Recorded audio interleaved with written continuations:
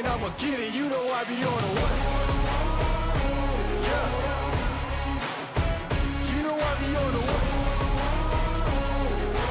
Man on a mission, I'ma get it. You know I be on the way. Yeah. It's all hard, ain't no fear here. You ain't giving this to all, you steer clear. Never beat, I've been down and I reappear. You got some money on the line, you better put it here. Rolling in and doing that work. Check priorities, I'm doing that first. Checks big and I'm sure that hurts, but it's checkmate, we ain't selling short, know the work. Ain't nowhere to hide. You ain't gotta see me come and keep me on your mind, cause I be on the way. Yeah. You know I be on the way. Man on a mission, I'ma get it. You know I be on the way. Yeah, man, we coming for them bags that they said I couldn't have, get the team. I got a vision for the things you ain't believe. And here's the motto, hard work, this over everything. It's that comeback. I'm calling plays, hit the pass, then the run back. Yeah, I'm far ahead and gotta run laps. But we ain't letting up, we never done that. Ain't nowhere to hide. You ain't gotta see me come and keep me on your mind, cause I be on the way. Yeah. You know I be on the way. Man on a mission, I'ma get it. You know I be on the way. Yeah. I'm on the way. On the way. Yeah. On the way. I'm on the way. I'm on the way.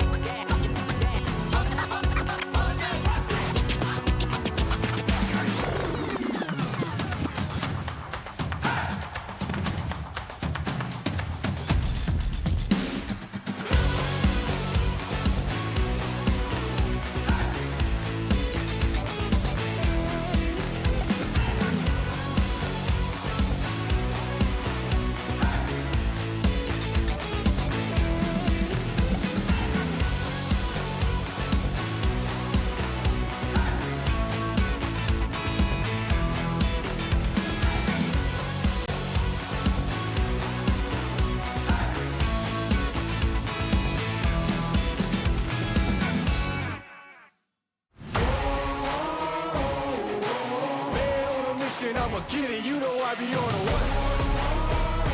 Yeah. You know I be on the way.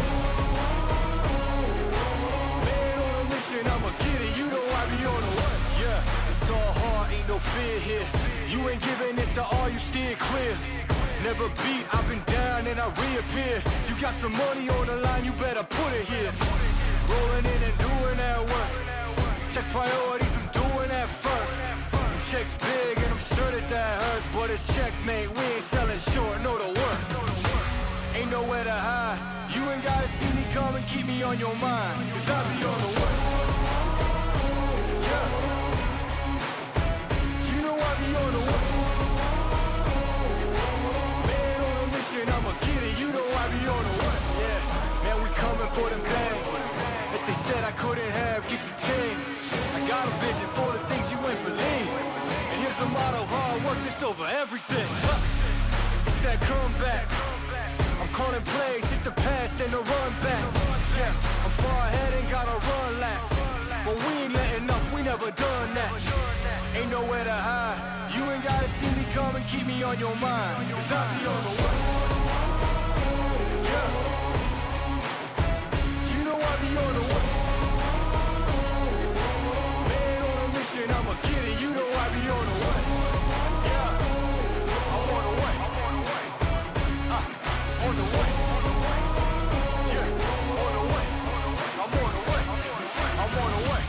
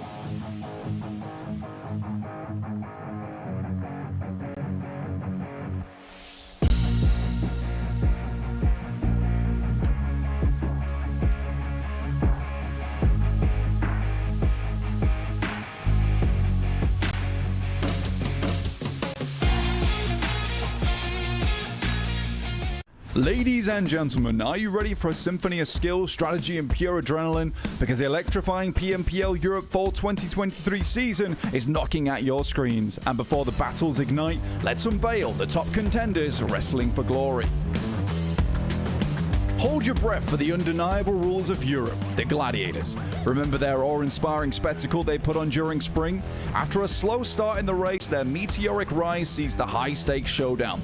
While others stumbled near the finish line, Gladiators soared, like they were saving that remarkable streak for the most defining moment, racing past Major Pride to triumphantly claim the PMPL EU crown. Matic and Tixi, the Golden Duo, left their mark in MVP ranks, securing their spots as legends. But beware, the competition's fierce this season. Will they defend their throne or face an unexpected twist? Place the assist over towards Dagestan. He knows that. Starts spraying into the smoke himself. Tixi finds a lot of damage. And 15 eliminations found. That's massive here. Come on, Tixi. Rising from the ashes of mediocrity, Major Pride made jaws drop last season with their spectacular run. They transformed the league stage into their playground and owned the finals with an astounding 15 elimination opener, settling the debate over EU's rising power.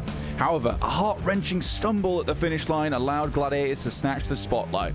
Effect and Nomi spearheaded their charge. Effect also accounted for the highest individual frags from the season.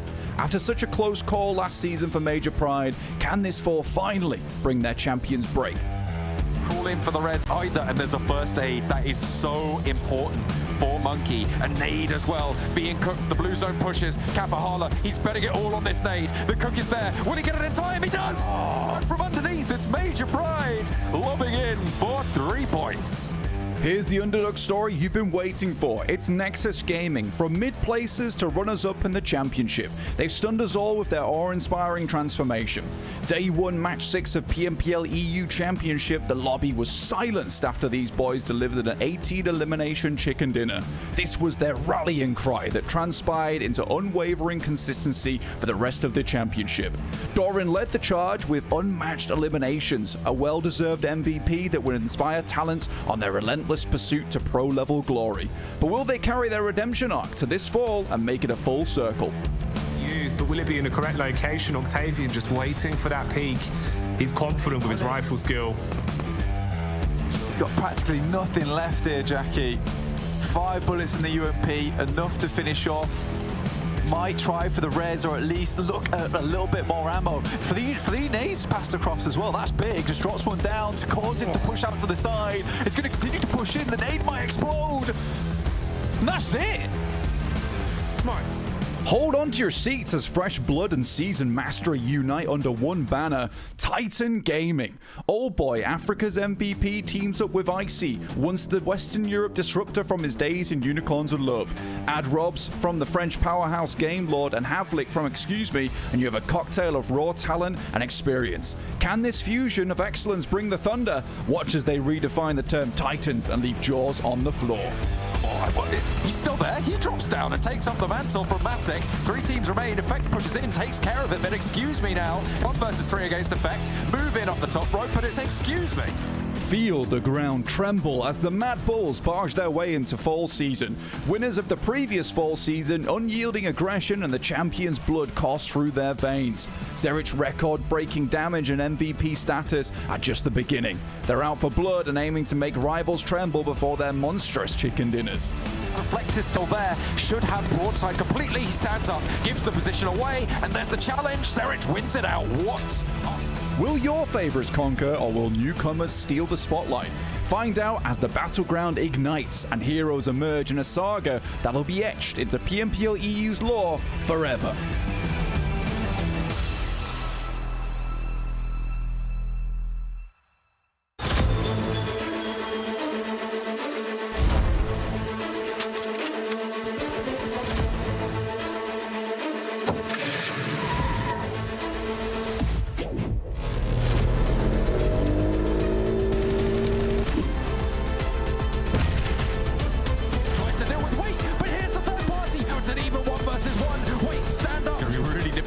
Crossing here, has to hit the deck, doesn't go down fully, but there he goes. Oh, I send him in through the front, trying to be the tripwire too. They've all got to push in towards the house.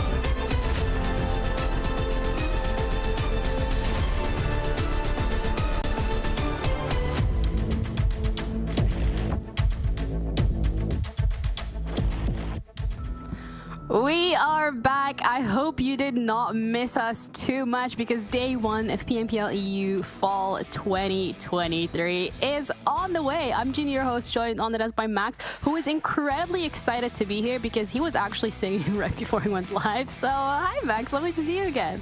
Yeah, good to see you too, Ginny. It's been a while since the spring season, but we're finally back. And the fall season for me, Ginny, is always the best season because you have so many big roster changes happen throughout the year.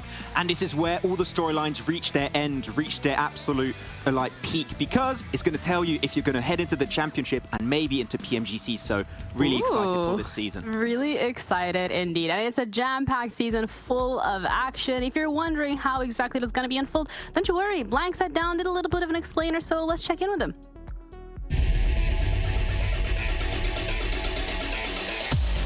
Get ready once again to dive into the action as we bring you the best PUBG mobile action from the European region. Let's take a look at how the competition will progress. We start off with the league stage, which will last a total of 3 weeks. Every week we'll have 6 match days. 20 teams will be divided into 5 groups, and 4 groups will play at a time. There will be 5 matches on each match day, and following a round-robin format, each team will play 4 matches. Therefore, each team will play a total of 24 maps per week to build their tally of points. Based on that week's table, the top 12 teams will get to play on a bonus map for additional points. The top 16 teams at the end of the 3 weeks, based on the combined score of each week, will be moving on to the grand finals. But the league stage will also be an opportunity for teams to earn crucial bonus points to start off with an advantage in the finals. Teams will earn bonus points based on their placements each week. There will be a total of 4 opportunities to earn bonus points, once for each week and once based on the overall table. In the grand final, 16 teams will clash over 18 matches spread over 3 days. And like always, the top team at the end of the competition will be declared the winners of PMPL Europe Fall 23. Additionally, the top 8 teams will also be moving on to the European Championship. Don't forget to tune in and catch your favorite teams and pro players in action.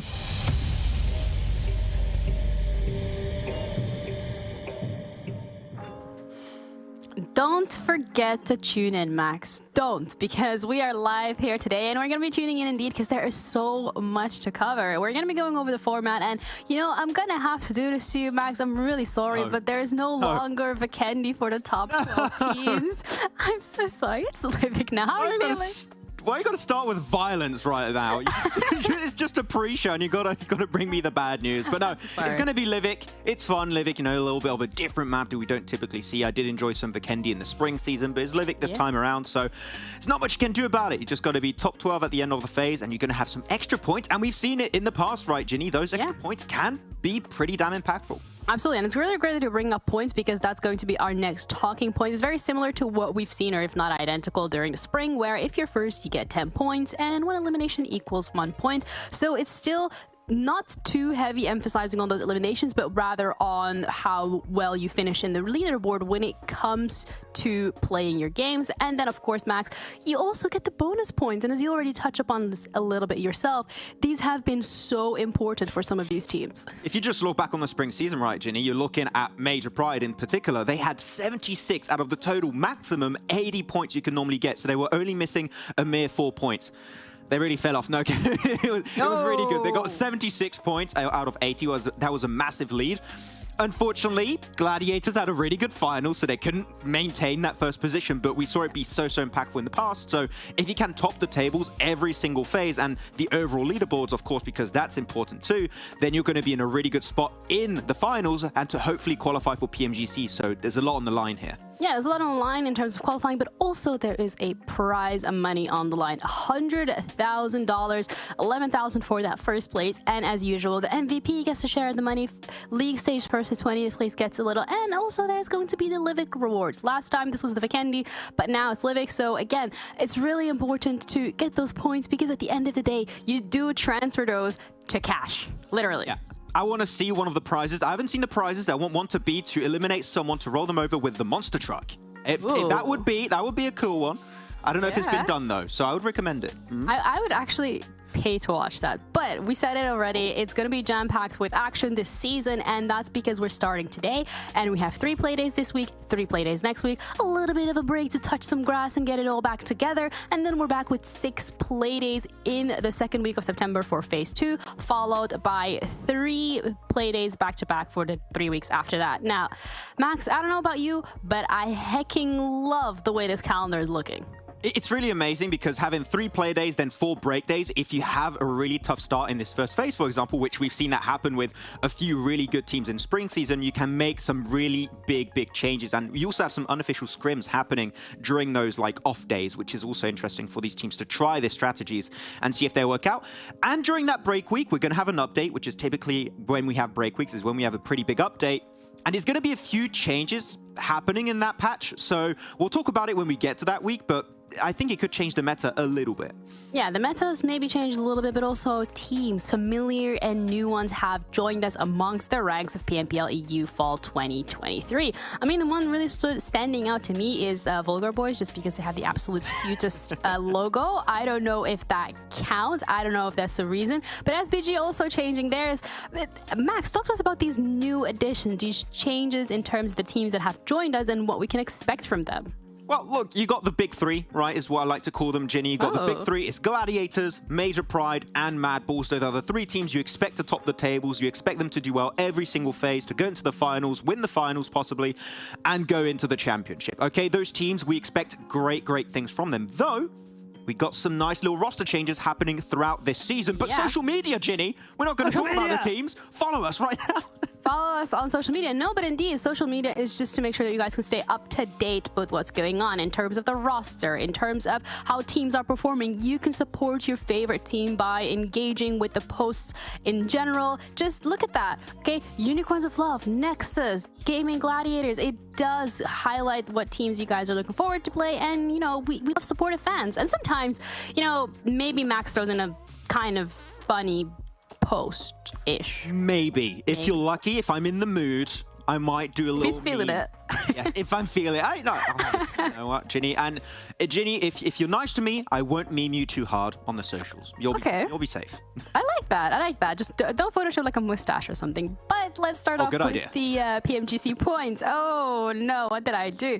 KASIK team, as we can tell, we've seen them perform maybe not up to what we expected from them last spring, and that does translate into the spring points as well as the total points that they're looking at right now. So heading up into that leaderboard, Max, going into those teams that we've seen consistently hit the mark, the MUERTE, KONINA Power, Unicorns of Love on there as well. That's actually a little interesting to me.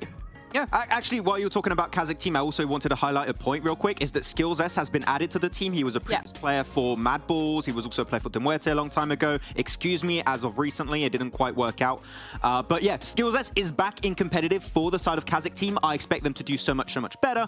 They're looking a little bit higher on these rankings for PMGC points, of course. If a team's got like odd numbers, that means that they had some roster changes, so they lost about 50% of their points. But here you go. I told you, right, Ginny? It's on brand. The big three from the European region. Major Pride, Gladiators, MADBULLS, they're all up there.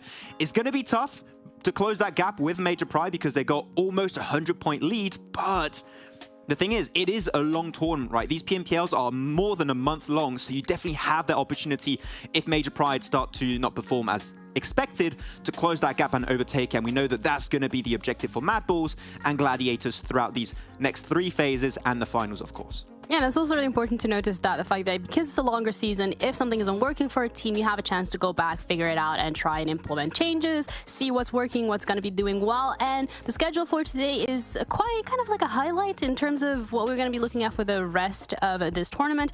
As usual, we have 5 maps that we're going to be looking at. We have Erangel as well as Miramar and Sanhok. So, I mean, Sanhok only one iteration, but Max, if I remember correctly, you did mention that every single map will be played equally. Exactly. This is a map rotation that only fits for today. It's going to be changing tomorrow. Tomorrow, you're going to be having double Sanhoks, and you're going to have maybe double Miramars or double Erangels. You're going to be having 33.3, repeating 3% of all the maps. And it's not like PMWI, which we saw very recently. You had a lot of Erangels, a lot of Miramars, little amount of Sanhoks. Here, you have to be good on every single map. You need to be a jack of all trades if you want to perform well. So you can't just be a one team, like a one map team. You need to perform well on every single battleground, because otherwise, I mean, we saw the PMGC points, right? You're not going to be in the race if you cannot consistently bring out points on all the maps. Yeah, and consistency is very important. And a team that has done that so incredibly well is Gladiators. The spring season really was just the highlight of their matchups, just the fact that this team continuously showing up on the top of the leaderboard, and they placed first. They placed first. They were doing really good, Ginny. It's fair to say. I mean, this is our super roster, right? It's the pride of the European region. PMRC, a little bit tough, but that was also the result of PMRC MEA versus Europe over in Saudi Arabia. As of recently, PMRC Europe versus Africa, they got a 2nd place, so that's another podium finish, Ginny. They're just consistently bringing out such good placements in these tournaments. And yet, I would say we're still hypercritical about them because we know how they can deliver absolutely mind-boggling performances. At the start of tournaments, sometimes a little bit slow, but they always bring it back. So it's a situation where just trust the process. You know they're going to pop off at the end. Trust the process. Trust the Gladiators, because they will make it happen. But a team as well that has been pretty consistent. Maybe, as you said, a little lackluster here and there. It was Major Pride. We had a lot of high expectations of them coming into spring, and they did meet those. They placed 2nd. They had a really good performance. They over the weeks started playing better and better as a team, and it just felt like that integration finally hit its mark towards the end. Yeah, it was really unfortunate to not see them qualify for the MEA versus Europe event in Saudi Arabia through the championships. They would just barely missed out on the single placement. So this roster is looking great. By the way, quick little piece of information. Monkey has not left the team. You're looking at the picture, he's still there. He's just renamed to Naomi now. So if you see Naomi, it is Monkey.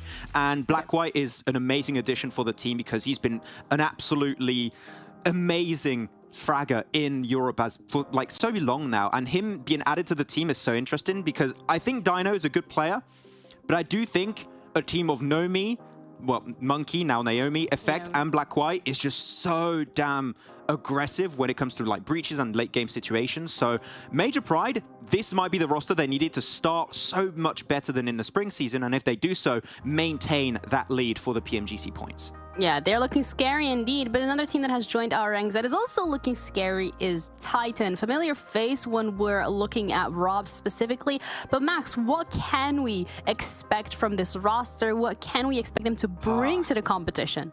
That's tough to say, Ginny. I don't like you putting me on the spot like this, but we've seen this so many times, right? We had star teams with star player. Like here you have star player, Havlik, star player, Icy, star player, old boy, bloody old boy, star player Robs.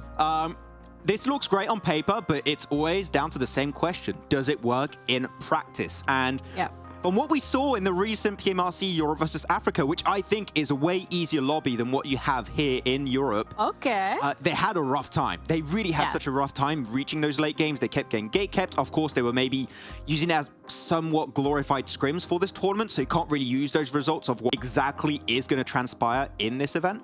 But again, this is a team that's so much experience. The fragging power, especially with Old Boy and Icy and Robs with how he played in spring was so impressive, is ever present. But is it going to work? Are they going to pop off right out of the gates, or is it going to take maybe a phase or two to really start to get in the groove? I don't know. So there's a lot of expectations, but we're just going to have to wait and see for this team. Also, I think as much as there are expectations when you're being put into a league alongside Gladiators, Major Pride, MADBULLS, teams that have consistently show up, it alleviates the pressure maybe a little bit because, yes, of course you want to prove yourself, but you are that new team in, which then could potentially allow them to be that dark horse and get that, you know, miracle run, so to say, coming through. Exactly. It could be super interesting how that's going to be potentially bringing up new storylines throughout this event. And also you got some, talking about storylines, Old Boy, as known that years ago was part of Na'Vi with the team of, you know, Kitsune, was part with like Matic, Meku, Tixi, and now just against them in the same region. I love how this storyline is going to potentially work out. So yeah, it's not going to be easy going up against old teammates, but I tell you, the Old Boy, with his experience, he's been building a lot of synergy with his team, so anything is possible for them. And also other teams, there's been so many roster changes, right, that have happened. So I do wonder who's going to come out on top. There's a lot of X factors in the fall season, so we'll see how it's going to pan out. When you're talking about all these roster changes that have occurred, is there a specific roster change that you're looking at, you're like, I'm a little worried about that one? Or maybe on the complete opposite side where I think this is probably the best that the team could have done with the roster changes being available? If there's one positive one I'd like to bring up, it would be VIRTUS.PRO. Of course, VIRTUS.PRO dropped their previous team that is now, to some extent, called TUNA Esports. You have Purple, Zero, you got some players from that team. But VIRTUS.PRO, so to point out the players, you got Yen, Wait, Beck, Elementrix, and Madness. And I would say, from how we saw some of those players play in spring, especially I'm looking at Wait, Beck, Elementrix, and Madness, those four players really stood out as strong individual players, and now they kind of just all collided in one singular team. It's very similar to Titan, right? On paper, it's like, okay, they've got the fragging power. If they work really well together, that could be a team that could aim for the top. In practice, is it going to work out? We just don't really know. So right now, I would say VIRTUS.PRO is the team that has the most potential, but there's just too much unknown, so we're going to have to, again, wait and see. I would love to have the solutions to all these questions, but I do not. We have to wait and see. Exactly. We're going to have to wait and see. So thank you, Monster, for making it possible for us to wait and see as we go through every single one of these games. Head over to monster.com/gaming to check out what's available, and we're going to be heading over to our casters to walk you through the first map of the fall season. Blank and John, let's go. Absolutely. It's going to be an amazing tournament this time around. We've got so many big shifts happening on those rosters, as Max was highlighting there. It is an equation that does not have that solution just yet, and only time will give us the answer, Blank. Yeah, I mean, they seem like a very decent team so far, John. VIRTUS.PRO, I kind of like the AAR as well as Dark Project mix-up there. That works out quite well. I think Max is also pointing out a couple of the players previously on the season, you know, moving off into different branches of teams. I think seeing the PMRC EU versus Africa. I mean, Black White with his 1v3, I think it was, over on Sosnovka, as well as a Furia just playing absolutely out of his mind right now onto MUERTE. These are all really, really cool little tidbits where, you know, you have one team just filled with powerhouses that slowly gets picked up by a couple of the teams, which is always interesting to see. Plane path on the south side, Novo over to the west coast, a little bit south leaning, cutting out places like Severny a little bit, North George a little bit harder to get to, blank. So we'll see how these teams look to adapt to it. We know that the Gladiators were going up to North George quite a lot, but they've shown a little bit of flexibility in that over the past couple of weeks. So hopefully they'll be able to find themselves a spot. So Sosnovka, a prime location as well. Novo could be up for grabs. It doesn't look like anyone's heading down there just yet. Yeah, no one's heading down towards Sosnovka just yet right now, John. I think most teams are going to try and get a little bit further towards that north side, but this will create a bit more of that eastern lean, with most teams dropping out quite early to try and get looted before the circle does shift early on. With this type of circle, though, it is going to cause a couple of these early engagements. We do have KONINA Power heading down towards Lobster, down towards C Block on the south side. Titans also jumping out early. They'll be picking up vehicles from the usual spawns, maybe picking up some loot around this area, but more than likely going to head up towards Ferry Pier, which we've seen them play quite frequently. You're right as well about Gladiators. You know, we see them head up towards North George quite a lot. Their secondary spot was Ferry Pier. However, a lot of these rotations, a lot of these locations have been contested as of recent, so they've been switching things up a lot. But on our screens right now, already early engagements happening with the Nameless losing one player right off the bat. Already getting taken down. That's just to the around Potato Hill in that central area of the map, with the circle getting pushed up to the northeast side. Those vehicles in that area are absolutely hot commodities right now for everybody in that region. They are selling like hotcakes, blank. They're taking them out for a spin wherever they can. SBG kind of leading that charge right now on their way up to Yasnaya. Yeah, making sure they can get up there as quickly as possible. Their usual drop spot, they had to share it a lot in pass with maybe 3 teams. So more than likely, because we're back towards the EU region, if you haven't watched this region before, this is very much, you know, decided. You have particular drop spots. Everyone has an area around the map. Every single location is taken up. This is a bit of a wild card at the start of the day, though. With such a southern plane path to begin with, it does become a little bit more difficult. Dagestan on your screens, though, come towards the Nameless. You already lost one player. I hate most. We'll be looking over towards Dagestan with the UMP, 120 bullets, so plenty to work with, and a smoke just in case things do get a little bit dicey. Still just biding their time, revving the engine. Shifu getting some scouting done. Some lackluster weaponry, actually on both sides. A double UMP loadout here for I Hate Most, but it's doing the job for now. They're able to spray down for one, looks for a knock onto a second, but can't quite transition here. And around the side of the tree, the first blow is struck by Dagestan. Zadira taken low, but not taken out. And the Nameless do not have an answer. I mean, with their weaponry, they had a board, I mean, a pistol, a shotgun. The UMP from I Hate Most was probably the most efficient thing they could have gone for. I do kind of question the fact that we didn't see one of the players up top with the pistol. Maybe just take some pot shots. You want to create distractions in that situation, right? A guy on the tree, there's only so much you can do versus a 3-man vehicle coming up towards you. It's very, very difficult. But if they maybe had some distractions, give a bit more time to either pop out the driver or pop out one of the actual shooters in the vehicle. So slightly unfortunate. I think the Nameless maybe could have played that one a little bit smoother, but always difficult when you lose one player. You're trying to reel away from that situation. Very, very hard. So they're down to 2 players right at the start of the first match of the PMPL EU season, which is not a good place to be. And perhaps more importantly as well, Dagestan picking up 2 points to open the bidding. With the point system as it is, if you can keep up an average of around 9 points, you are going to be looking very, very, very solid towards those top of the tables and getting towards those finals, which is going to be on the minds of all of these players for sure. And if you are able to get through there, obviously the chance to go even further towards those next stages of professional play. So a good start for Dagestan, but there's still a long way to go because this is pretty much it's a marathon here, Blank. It is not just the case that you can rely on pop-off performances unless you can execute them consistently, right?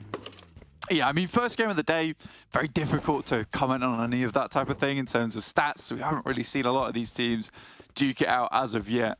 So for Dagestan, keep up the good work, I suppose, but I think a lot of that is just based off the back of that playing path. Very tough to move through, especially when you're sending north up towards Rozhok in the first place, because it's hard to drop anywhere else other than the crossroads to the south of Yasnaya. You want to pick up vehicles from there. It's where the majority of the roads are. You can't head towards that western side.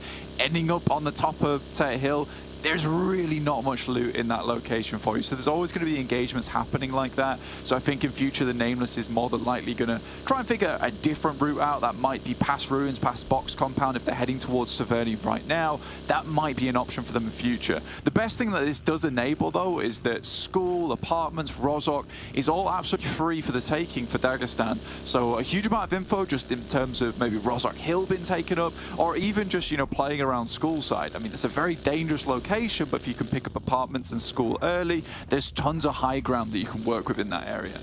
I think that it is also made even more prevalent by the lack of MADBULLS in this first lobby, right? Because they generally are dropping around this area, around that Rozhok location. So there is no contest here for Dagestan. So they have beaten off the opponents. They've pushed them back to the hills and all the way up to Severny, as you say. So a good start and a good position. Controlling the crossings might be pivotal, though, if they want to move a little bit further northeast with that central river that runs through the middle of the map being such a major feature in all these northern circles. It's going to be important to be able to get some control over those crossings. So getting into apartments, sure, you get that high ground, but you can leverage those bridge controls a little bit more as it gets later into circles if they shrink that way. Yeah, I think for Dagestan, they may be confused whether there is a team in Rozhok as well. I mean, they won't be looking for shoots. They had a very tumultuous landing with the Nameless in tow. So to them, Rozhok might be taken at this point in time, so it's slightly difficult to make that decision at the moment. But I agree, it probably would be a great place to be, particularly on that Rozhok Hill overlooking the bridge side, so you can make that immediate adjustment depending on the next circle, which a lot of this game will very much depend on, because you're right, the river flowing through the middle makes some of these rotations a little bit difficult. If you want to head up towards Kameshki, that's fine. Head over to the top side of Stalba. That is going to make your rotation a lot slower. Gladiators have sent that rotation all the way over on the north side. They're currently just rounding the Yasnaya Lake on the south side of Stalba, leaving that South George drop spot. PERMITTA Esports on our screens on the east point, just near Yasnaya as well, on the east side of those fields near Mansion, trying to take control of the open fields around that area.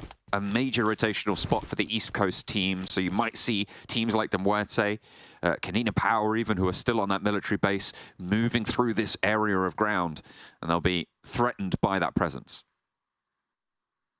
Yeah, right now, a lot of teams are actually making their way in fairly early. I think they realize, because this circle could move anywhere, and depending on where it goes in this particular spot of the map, you know, some of the rotations will be made fairly difficult with quite a bit of urban area and pretty difficult rotations in terms of the high ground available. Gladiator's taking up no lean at the moment, a great spot around the map just to hold out teams up towards that northwest side. Good bit of high ground that overlooks down towards that south side and also gives you vision over Yas Lake. Now, they're more than likely going to have to make a rotation down towards the south, John, which does make their life a little bit more difficult, particularly with the fact that we saw that plane path drop out on the eastern side. There's going to be a lot of teams already dead central, so Gladiators will have to switch up to a more of an edge play style this game. They're pretty familiar with that, so it should be okay. In the meantime, though, MUERTE moves south from Lipovka. They'll be holding out VULGAR down towards that south side as they make their way up through that pretty difficult terrain in the barren trees over towards actual log, the log outpost. So is it a bit difficult for them at the moment, but I think that VULGAR can make this happen. You just will have to adjust the rotation. Ooh, Tixi, I think it was Tixie took a tumble there for the Gladiators. Unfortunate as they try and move past SBG. Those Yasnaya fields so open. Kitsune instead was the one to go down. Now Valo just has such great oversight on these rooftops, and the rest of the team as well, backing him up from the settlement. Losing Kitsune this early is really bad news from that northern side, but they have managed to get across now and can move towards a more central location. But Major Pride sit there right now, and that is, Max was saying, one of those big three teams, and coming across them this early, not ideal. Yeah, for Gladiators, this was a pretty bold push, I won't lie. Like, making this play that early on from playing on the south side of Stalber, it's a position where you're more than likely going to get shot out at. I mean, SBG being in this lobby, I think Gladiators have played with the Game Lord roster for a long time. They know what SBG do as well. They tend to drop in Yaz.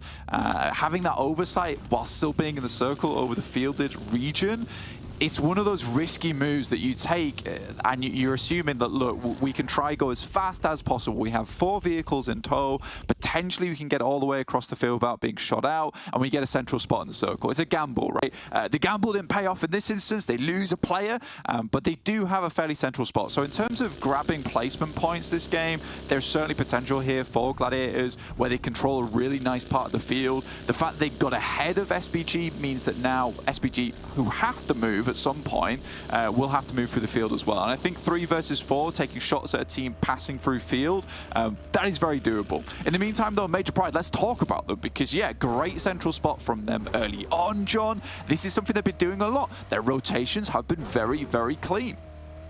Happy to see that they made that push early. Pretty much as soon as the circle popped, they made their way into this location. And ever since their Nomi and Black White have been scouting out, you can see that area between all of those roads. They've been rolling around, gathering that information, trying to get those peaks out. Matic doing a similar thing for the Gladiators, opposing them on the east side of things. And they do get the shrink as well. So having that information of all of the surrounding area for Major Pride, the move that they made earlier, this is really good news for fans of this roster. Yeah, I think for them as well, this position is really strong in terms of holding out a lot of these Western teams, because they had to drop out late towards that Western side. They won't be as looted. They will have to move quite quickly. So for Major Pride, playing around this roadside whilst Nomi scouts over towards that east means they're not going to get backstabbed. This is a fantastic place to be for them at the moment, John.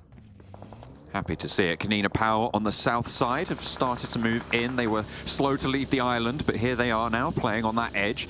Dark Project over in the middle as well have moved up to this roadside and found themselves the divot. A difficult position to hold down on crashes, but if you manage to isolate players and keep that suppression out to the east, then you absolutely can use it to excellent advantage. You can see those buildings, a major threat to this position, but as long as you're suppressing, you can have a good time here. Yeah, I mean, OP dip is absolutely fantastic, right? This is one of the strongest spots in this circle. A lot of teams can win from this position. The difficulty for a lot of teams heading towards this spot, right, is that if you want to head towards OP dip, you have to head into open ground, right? You can get shot out so easily. So a lot of times with Dark Project right now, what they're doing is just basically trying to assist teams as other squads try and assault their spot. Alpha do have a little bit of oversight, but it is still very difficult to see down to OP dip. So this is certainly a place you can play for a long time. But I do hope the Dark Project has some smokes, because they will have to unleash the darkness at some point to remain blurred and obscured from a lot of these enemies around them. They need to try and remain ethereal. They get caught out. It's going to be bad news. MUERTE picking up players from KONINA Power on the south side as they try and move on in. 3 teams now making that south side cinch going on through, and KONINA Power unfortunately losing 2 of their players. VULGAR out on the east have come into contact as well, and they are not doing too well. PERMITTA on that north side of them, looking for the shots out down towards that south. No side of the circle is safe right now. And Major Pride's so happy still that they are in this location, that the circle has fallen the way it has, Blank. Yeah, I actually really do like their setup. I mean, we mentioned it earlier with Nomi basically just scouting on that eastern side. They're just ensuring that crossing that road is not going to be too difficult for themselves. I think that is going to be the most rough thing for them in the future, is crossing that road, having to deal with a lot of the sight lines on that north side. Luckily for them, there is just a small ridge that crosses over where Nomi's currently playing, which Major Pride can quickly send themselves over towards. Now, this is a difficult circle to really think about where the best spot is in this one. I think, honestly, for Major Pride, more than likely, Nomi should regroup with the rest of the team, and you just play it out from here. You try and hold a lot of the teams down towards the south and the west side. You've got to ensure that you have control over a certain area, because there is no best spot here. Ideally, you can try go for center, play out as best as possible. It's probably something Gladiators is going to look into doing, just purely because they only have 3 players. They want to just play this game out as long as possible. In the meantime, MUERTE move up, take shots over towards Alpha. Are trying to move in, but they just don't have the angles. And Major Pride are going to open up with a volley as well. Excellent shots coming through, and only Fury are now standing for MUERTE. 3 players down on the dip. It's not quite as strong as Dark Project's position, and they have so many more threats to worry about. Major Pride all the way out to the western side. We've spoken a lot about their position. They will be able to leverage that in that engagement. Shots coming through from Shockwave as they hop in through the windows, Blank. They want to find No Mercy Warriors, extricate them from this position, and push in on this northwest flank.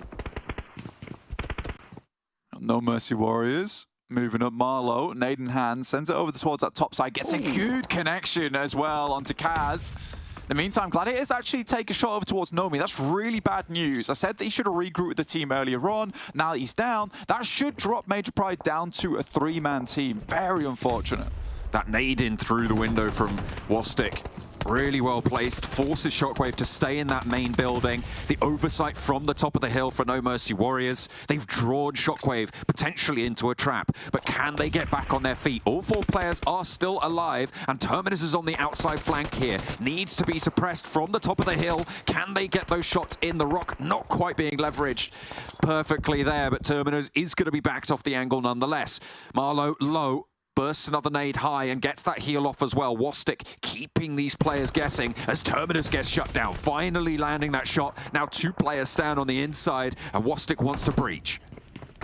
DBS looking for the shots over towards them. Kaz moves around the side, but immediately gets shut down by Wastik, and that will be Shockwave going down to No Mercy Warriors in what was a very well set up fight, but it's taken too long, and Dagestan crested the ridge, finds the off-angle player, and all they can really do is just send for the hills here.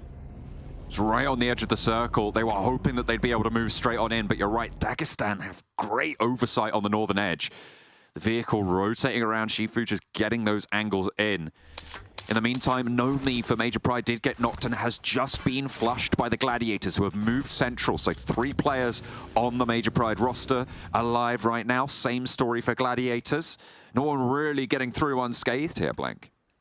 No, I mean, I mentioned it earlier with Nomi going down, and like, again, it's just one of those things where I was saying they should have regrouped with the team, just focus on that western side. There is no amazing spot, and I think that you could play this game out a little bit longer if the circle went down towards the south, maybe have the opportunity to cross that road with a little bit more ease, but I just don't think it's worth it from that position. MUERTE did send down towards OP Dip. I think the difficulty for them was the fact that there was a fair few amount of teams sending towards them, taking shots at them like Alpha, and I think particularly from their rotation, getting into that position was always going to cause problems. Dark Project, though, took a different approach to this one, which is just to head up towards that north side, hold out on the east. There's a couple of loot crates there as well, so heavily geared they will be now as the circle shifts down towards this south side. Titan have been playing a very quiet game, a little bit unusual for them after watching them in PMRC EU versus Africa, but again, they do have to move further towards that north side, towards the slight elevation on TNA.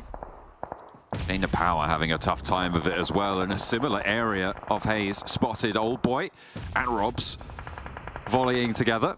Very nice to see. Palucci now last to stand for KONINA Power. This downhill struggle across the road as well. It's pretty much curtains for KONINA Power here. Not many points earned on this game. In fact, none at all so far, as Titan have opened up their bidding as well. They have made some noise now in this lobby. They will no longer be just that quiet presence on the south side. Blank, hopefully they'll be able to regain their power from that regional clash. Yeah, I think that they were playing a little bit odd over towards that regional clash. It just wasn't working out for them, particularly because they did have 77k Esports kind of harassing them the entire time. KONINA Power does go down, a difficult rotate from the middle of Sosnovka, honestly. They had to be a lot quicker with it, but that meant losing out on looting time, which is always a difficulty. On the west side, KASIK are mounting up 2 players in the vehicle. Wanting to roll through Dagestan and making that move as well, straight on into the Lion's Den, trying to get very, very central as fast as they can, but SBG are going to control it, so are the Gladiators, and Dagestan just get blown to pieces. Smithereens, one might say. Blank, that is a bold push into uncontested, into unscouted area, heavily contested. Yeah, really difficult to get through on this position. In the meantime, Dagestan just will finish off the rest of the squad. They just hunted them down. They knew they wanted to control that area, though. They moved down as well. They've lost Sadira, Shifu, the only one to make it towards the center. SBG, again, with Gladiators getting ahead of them early on. That was the big kicker for them at the end of the day. Getting down towards the spot later was difficult. So, in a way, Gladiators might not have gambled. They might have just sacrificed a player in terms of that better positioning for that late game, which is always interesting. It's a difficult decision to make a lot of times, but Gladiators, very experienced team. Titan losing 2 of their players forwards. Robs is still down. Old Boy was fully flushed with the nade from KASIK. And they want to drop these smokes, get back to 3. Trofka wants to put more damage down range, but with only 1 more nade and a Molotov as well. Doesn't want to expend it too early. And he's going to need those for later on. Icy tagging that res. And Robs should be able to get back to his feet. Havlik playing the backstop on the south side. As TUNA Esports managed to take a big chunk of this central area. Yeah, this is a position that Nomi was trying to hold out earlier on. You can see why it's decent, just because of the elevation that we talked about earlier. Titans could hold down towards that south side because it's very difficult to see down towards the spot without being shot out by other teams. So TUNA Esports couldn't really peek that, neither could KASIK. But Titans understand that they need to move at some point. With Unicorn going down, though, for KASIK, this does give an ample opportunity for Titans to start moving up. The old boy meme is back, though, that he was very bored in this game and decided to make a quick push. Got 3 eliminations, though, which is always nice to see. Now, Major Pride will make that cross on the road. They hear the fighting, they hear the engagements. It's time to go. In the meantime, it's Titan, as well as MUERTE, taking a couple of shots at each other. And Havlik's doing really good here. 2 down so far. The circle will push him in from that south side, and he does get knocked, actually, in the end. Not a good trade. Will Titan regroup down towards that south to try and get that res and pick their player back up, because they do not have a lot of time to make that work, and with Robs falling as well, it's just Icy, and Titan are fighting for their lives on the south point here. TUNA moving in to try and close that circle around them, to lay the trap that will be their doom. I think they're just going to commit and look for that 1 res, play on us 2. I think it's very unlikely they get Havlik back up here unless he can crawl forwards. Yeah, he's going to really struggle for them. Icy as well. Robs will be able to pick him up in the meantime, which is always good. With Major Pride taking that decision to cross the road, Black-White playing as a solo towards that north side. They just want to try and find where the best points of access to this circle is. That northern shift really did ruin a lot of teams' chances because it forces a lot of teams that felt like they had the best position on the high ground to move further towards that north side into open sight lines. Gladiators have just been playing a slow game. Dark Project, though, 10 eliminations. When they started to take control of the game, it really does feel very claustrophobic for a lot of other teams. We've seen this in the past as well, particularly Miramar they were very good at, and now it looks like Erangel is starting to get a bit of the Dark Project treatment. The walls are closing in. The darkness starts to surround them. The lobby not too happy about this one, trying to find themselves a nightlight. All 3 of the Titans did manage to get back up here, Blank. I didn't think Havlik was going to have a great chance to do so, but they have managed to reconvene and figure something out. Into the vehicles they go, because they're going to have to push past this wall of Major Pride and TUNA to try and make their way through. But Dark Project on their east provides such a heavy lock, and Robs goes down first to Major Pride. Up and down the hill, they're trying to find an opening, but it is just not there. They have to regroup back and try and find another way in, but it is time ticking away from them as Black-White sends straight on in the buggy. A 2-for-1 trade. and not even going to lose a player on the push either. Nomi went down earlier. They're still on 3. An exemplary push onto the Titan Gaming position for Major Pride. Yeah, I mean, they need speed in that moment. That's what they go for, because for Titan in that situation, technically they've succeeded, right? They get back towards their position, they look for the reses, and they can think of a different spot to move in from. Major Pride understands this, immediately puts a stop to it, puts their foot down, and chases them down. So really, really good play from Major Pride. I do like how they're able to switch from this very slow play style to a very quick one when it's needed. Right now, 7 eliminations is really strong for them. Gladiators, though, they push towards the center now, and they have a good circle with Meku left behind to see if he can find any of these shots. He was kind of playing backstop here, taking shots at teams that were looking towards Matic and Tixi in the first place, though Matic and Tixi as a duo, very, very strong. Dino goes down, Abito moves up. Ooh, and looks for a second as well. 2 players from Major Pride now fallen. TUNA Esports looking to try and capitalize on this chaos. Naomi, newly dubbed, so needs to launch the nade just right, but it won't be there. Good for 1 shot from the DBS. Looks for another and will be able to find it finally, cinching them back together, but there's more threats rolling over this hill. Zero moves in next, but he's saved by Dark Project across the way. They moved across the road, and Major Pride thanking their lucky stars for this position, but they'll have to regroup to get further forwards, and Gladiators have now got full control of the center. Yeah, for Gladiators, they really picked their moments very well in this game. When to push has been very difficult for them. They've just been going from point to point, checkpoint to checkpoint. It's been very, very smart. In the meantime, though, Dark Project, they took a bit more of an aggressive approach, similar to what I felt Major Pride should have done on that western side. Instead, they just fully convert with 4 players towards the east, control that area, clear it out, make space, and it's worked out fantastically well for them. They are on the outside of the circle now, though, but they have a clear idea where some of these players are in the middle, as it is low ground. But Gladiators already taking 1 knock. Matic's able to stabilize things a little bit whilst this fight starts to ensue. Look at all those nades in hand coming on through for Dark Project. Major Pride will be lucky to evade all of it here, but only Dino going down is a good start, and even Eska will force a little bit of a slowdown on this push for Dark Project. Nades continue to roll back away from the Gladiators in the meantime on the northeast side over towards VULGAR, leaving them with only the 1 player left. But this push curtailed somewhat. Major Pride will have to push forwards and crest this ridge into the Gladiator sightlines in just a moment, or take this fight straight up with Dark Project over the hill. Gladiators did really well, just with some nades, able to deal with the players from VULGAR. Now down to 3 at the moment. They might be able to capitalize on this. I mean, this fight has taken way longer than Dark Project ever hoped it to over on this north side, and Gladiators really need to take their moment here. They need to pick some good spots, because playing uphill, very difficult. This dude needs to go down. Let's go. Okay, finally Black-White puts an end to the madness, but steps out wide, and Tixi is there. Plenty of cream for him to lap that one up. And Dino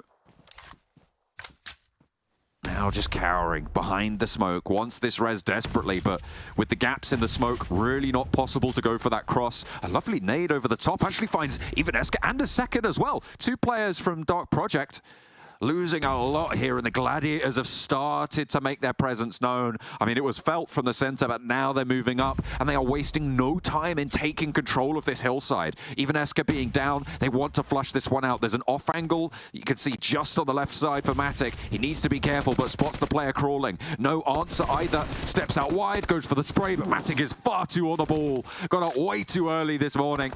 And now Major Pride with 2 players look to try and fend them off. Tixi goes down first, so a good start. 2v2, Meku looks for the rock. A really good position to play around with, but Dino with the air burst. Now just Matic. This guy has performed massively well in the past. Finds one, looks to finish off Dino, and that's the chicken dinner for Gladiators. Matic has been on fire recently. This is a team that we've worried. Can they start off strong? The answer today is yes. The first match goes to Gladiators. What a way to kick things off. The tenure of this new coach is coming through and coming up trumps for the roster. They have done so well. It was difficult. They lost a player so early, but they were able to control that northwest side for so long, Blank. They moved in, and nobody pressured them enough in the middle. again, it's that sacrifice, right? You have to get across that field early on if you want a chance at a high placing game. They lose a player because of it. And even playing down towards that center area, really tough because there basically is no cover there. It's on the low ground. It was very lucky that Major Pride and Dark Project's fight went on for so long so that Gladiators could deal with VULGAR in the meantime and then capitalize off the back of that. But that game does not happen if it's not for Matic. And he's been playing way better recently, much more reliable. So you're right, the coach Quizzy certainly has instilled some very good values in this team so far, and it was really cool because in PMRC they were all challenging each other to play different roles, which is very necessary when to get endgame like that. You lose your IGL, someone else has to stand up.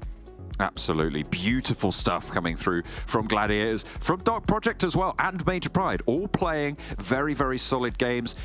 Really good to see this kick off this way. We are in for a treat this tournament, Blank. I'm sure this fall is going to be an exciting one. Let's head back over to the desk.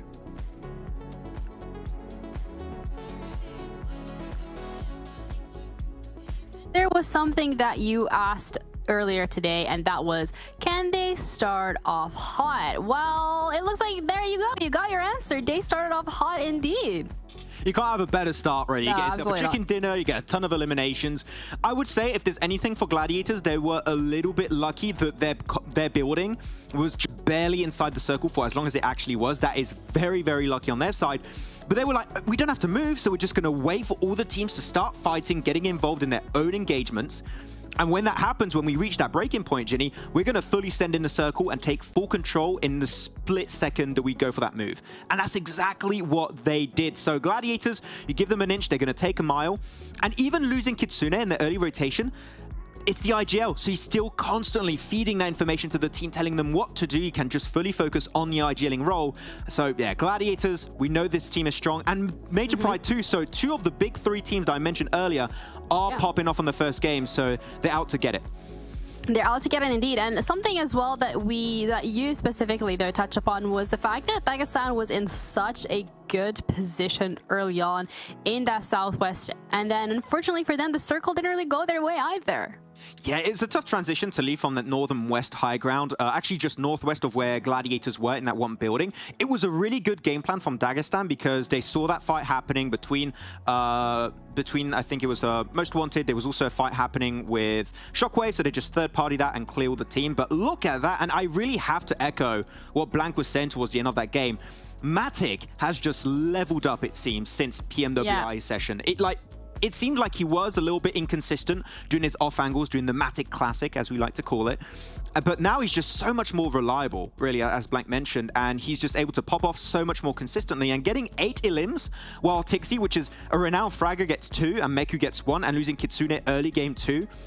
What a game from Matic. This game would not have been possible without him, so really impressed, and I hope we see this continue throughout the entirety of the season. Yeah, absolutely. I mean, Kitsune as well, we have to highlight it there, 0 damage, but again, being the IGL, giving the team those comms still, as you mentioned earlier, Max, when we were watching that game from the green room.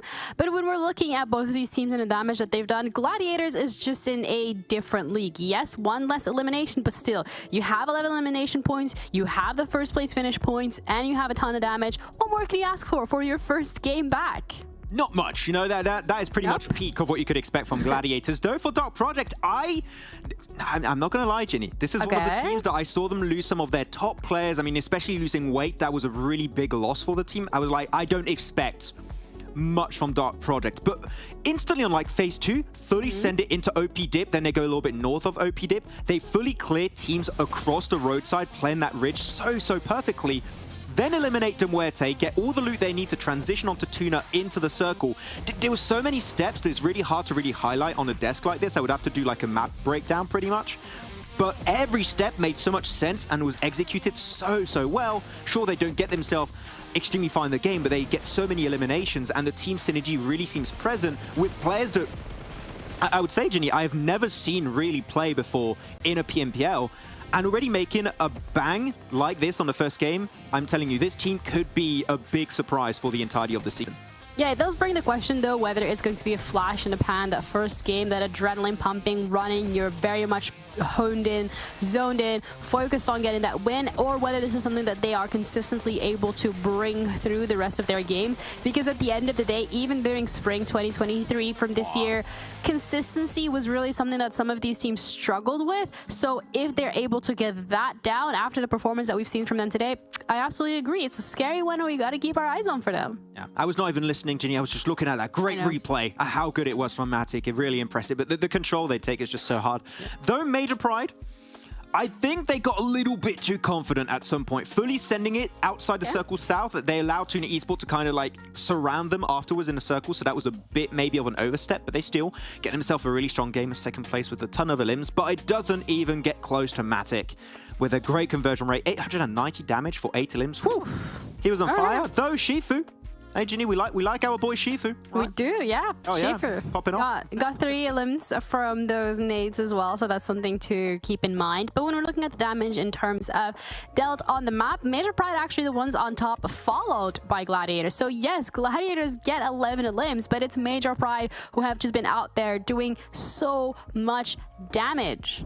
Yeah, and the moment they transitioned across the road, because the timing from Major Pride was really fantastic. They hear the fight happening south. I think you had KASIK team, Titan trying to cross the road, TUNA Esports trying to go for like a little bit of an off-angle situation. They hear that fight unfold. Major Pride instantly realize, okay, this is a tough transition for us to make. We need to do it when teams are at their weakest, and that's of course when they're already fighting other squads. So they make that cross happen. And I saw Dino was like 5-6 grenades the moment he crossed. I'm like, okay, they're just going to obliterate all the teams south, which is what happened because that utility is so important to have in those kind of scenarios when you're playing those ridges. So yeah, good transition from Major Pride. It wasn't easy, but they were able to bring it back from the brink of death. Yeah, and that's very important. We've got to be able to bring it back, to be able to get those points on the board, finish high in those rankings, get as many eliminations as you can, because as much as we're saying, yes, this is such a long season and we have multiple weeks, we have multiple play days a week, it's still important to remember that starting off strong and being able to keep that momentum going is going to be so important to finishing first, or at least finishing in those top 12s, getting on those bonus maps, and just keep reeling in those points, you know? Yeah, talking about momentum, we just had one game, but that's what we're expecting, right? We saw what happened last season. Consistency is key. Exactly. You're going to have that from all these teams. Consistency is always going to be key. If we can see teams like Major Pride, Gladiators, just keep these kind of games going the entirety of the season, chances are they're going to stay in that spot. And it's so important for Major Pride too, because we looked at the points ranking earlier, right, for PMGC. And currently, they cannot afford to fumble. They cannot afford to fall down, because if they have a single bad phase, that could be an opportunity for a MADBULLS, for a Gladiators to close that gap and overtake that spot. And I can tell you, if there's any team that wants to go back into PMGC, it has to be this new roster of Major Pride, right? Because we saw some of the players, like mainly looking at some of the players that played in the last year's PMGC, and they want to try and requalify, of course, mainly looking at effect. And that's some great experience to have. So they're going to try their best. But with Gladiators also getting a win like this, it's tough to say. Like a 100-point gap like that could fall really quickly. Yeah, well, we're going to have to wait and see, because we're ready to head into our second map of today. So thank you, Monster, for making it possible. And also thank you, John and Blank, for walking us through the action. You are very welcome, Janiro. We are going to be getting into Miramar next up. Blank over onto the desert so that we can get a little bit roasty toasty with it for the second match of the day. Yeah, I mean, it's straight over towards Miramar now. As Max was saying as well, look, we're playing all the maps very equally at this point in time, so no map is left behind. So you do have to play really well on every single one of these. Miramar, a little bit more difficult in terms of rotations a lot of times, especially in that end game. I think in the early game, the real difficulty for a lot of teams is making sure you can get towards those very high value positions early on, because the rotations will take you much longer, much larger map at the end of the day. And if you want to get yourself your own position, right, that's not Picardo, because it is contested a lot of the time, you'll have to send out towards Impala, or even over towards a place like Puerto Paraíso, or even up towards that top side of the map where it's lost El Azahar. So very, very difficult in terms of that, and like trying to get towards towards these strong positions on the map, but then also having to move very far in towards the circle itself. Right now, though, the teams that we haven't seen play so far is Nexus Gaming, currently dropping in with 3. A little bit unfortunate there for us watching that one. Major Pride will be playing once again, and the MADBULLS also joining us, who will be heading over towards Impala right at the start of the game with this particular playing path, which really hurts nobody. MADBULLS very strong-headed in terms of their drop locations. We've seen them be contested quite a few times over the last couple of tournaments, and they just don't really want to move anywhere. So very unlikely that that does change, although they have actually dropped short. I've just said that. They've dropped short into Puerto Paraíso to grab some vehicles and move up. Nexus maybe moving up towards the north side of Impala, potentially breaking out a little bit further if they don't want to try and hold off against that MADBULLS presence on the south side. The spread starts to come through for a lot of these players. Dark Project holding out late, moving in towards El Pozo. Yeah, for Frozen, just looking up towards Nexus. So it looks like Nexus will just control the entirety of Impala. I think as soon as they saw just one shoot, they decided, you know what, we can just take the entirety of this, no problem. So they're very confident on their drop there with MADBULLS heading down towards Puerto Paraíso. In the meantime, Dagestan over towards that southeast side of Los Leones. A little tougher to play in this spot, but you can get some decent bit of high ground over towards the ridge sides. That does mean you have to loot first, get some weapons on board, but not a problem for most of these teams who have played in these types of matches before. It will be KONINA Power Olsen spot, who had a pretty tough game last game down towards Sosnovka. John, really difficult in terms of their rotation up towards that north side, getting held out by a lot of teams, particularly Titans, who had a read on their location as they did pass up on that western bridge. Titans played the ferry pier and picked up some vehicles from Sosnovka in the first place, so they had a lot of information to work with there. This time around, though, KONINA Power gets a little bit more blessed with the circle that comes their way. Southeast shift keeps a lot of water in there as well, so a little bit smaller than maybe you're used to. Remember, the Zone 2 shrink on Miramar is one of the biggest shrinks that we do see, so 2 very hard circles potentially on the cards here for a lot of these teams. However, with Los Leones in the mix, should be a lot of area available. VIRTUS.PRO swinging around, grabbing some vehicles over near Cruz de Valle on the north side. They'll be able to get plenty of loot, I'm sure. Plenty of time to get back down south. But the road, not going to be the easiest should they want to break in on that eastern side with that conflict of Nexus and MADBULLS. The tension there brewing. Unicorns of Love as well ahead in El Azahar as we hop on over towards them. Yeah, Woodson on our screen, I think Max was talking about this. You know, this guy has a lot of potential on the side.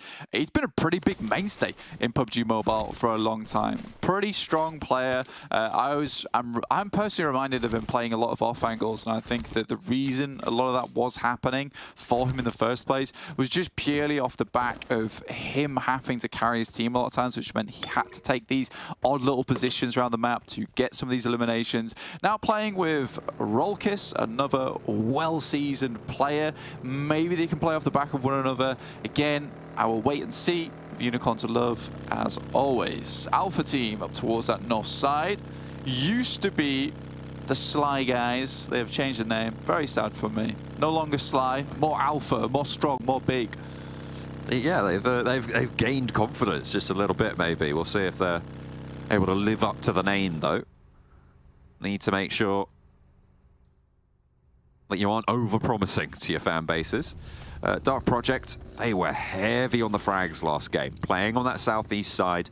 They are going to be playing towards a little bit of an edge this time as well from El Pozo on that southeast shift. So potentially, unless they send very early and try and get central again, they are going to have to try and sweep on that west edge. A lot of contest there, and most notably Major Pride in that area. You've also got MUERTE just a little bit further south of them in Monte Nuevo. So a lot to be said for the difficulty of this west side.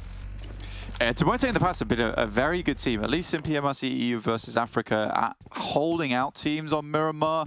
They're pretty good when it comes to reading a lot of rotations. Dark Project, slightly more difficult team to deal with, though. I mean, this team has some really strong fraggers on board, so I think going toe-to-toe with them in a team fight itself does cause these slight concerns in the sense that you might want to chase them down, but maybe you lose 1 or 2 players. Is it really worth it? Maybe you lose the whole team at the end of the day. So for MUERTE, I think in Monte Nuevo, with very clear paths into the circle itself, more than likely we'll just try and jump down there as soon as possible. Major Pride always playing in Chumacera. Yes, it does lock them out of these roadsides a little bit early on, particularly because they're playing uphill towards this position. Getting down there isn't always easy in the vehicles, and you can be spotted out. But they tend to just hold this spot for quite some time, with Black-White now playing over towards the ridge side on the east, overlooking towards Los Leones. That'll give them some information, some ideal information that they'll need later on when they do start to make their push in. But a lot of teams now will be in the blue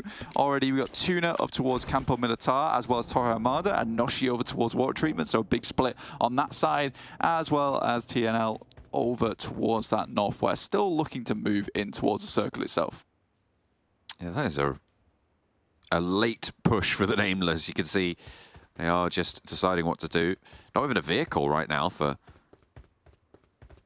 them. Hate Most is on the road trying to find anything. There is a vehicle actually in possession, I think, from one of them a little bit further up north, so potentially looking to scout those in. They should have plenty of meds. They've had a lot of time to loot despite being late on the plane path without that movement.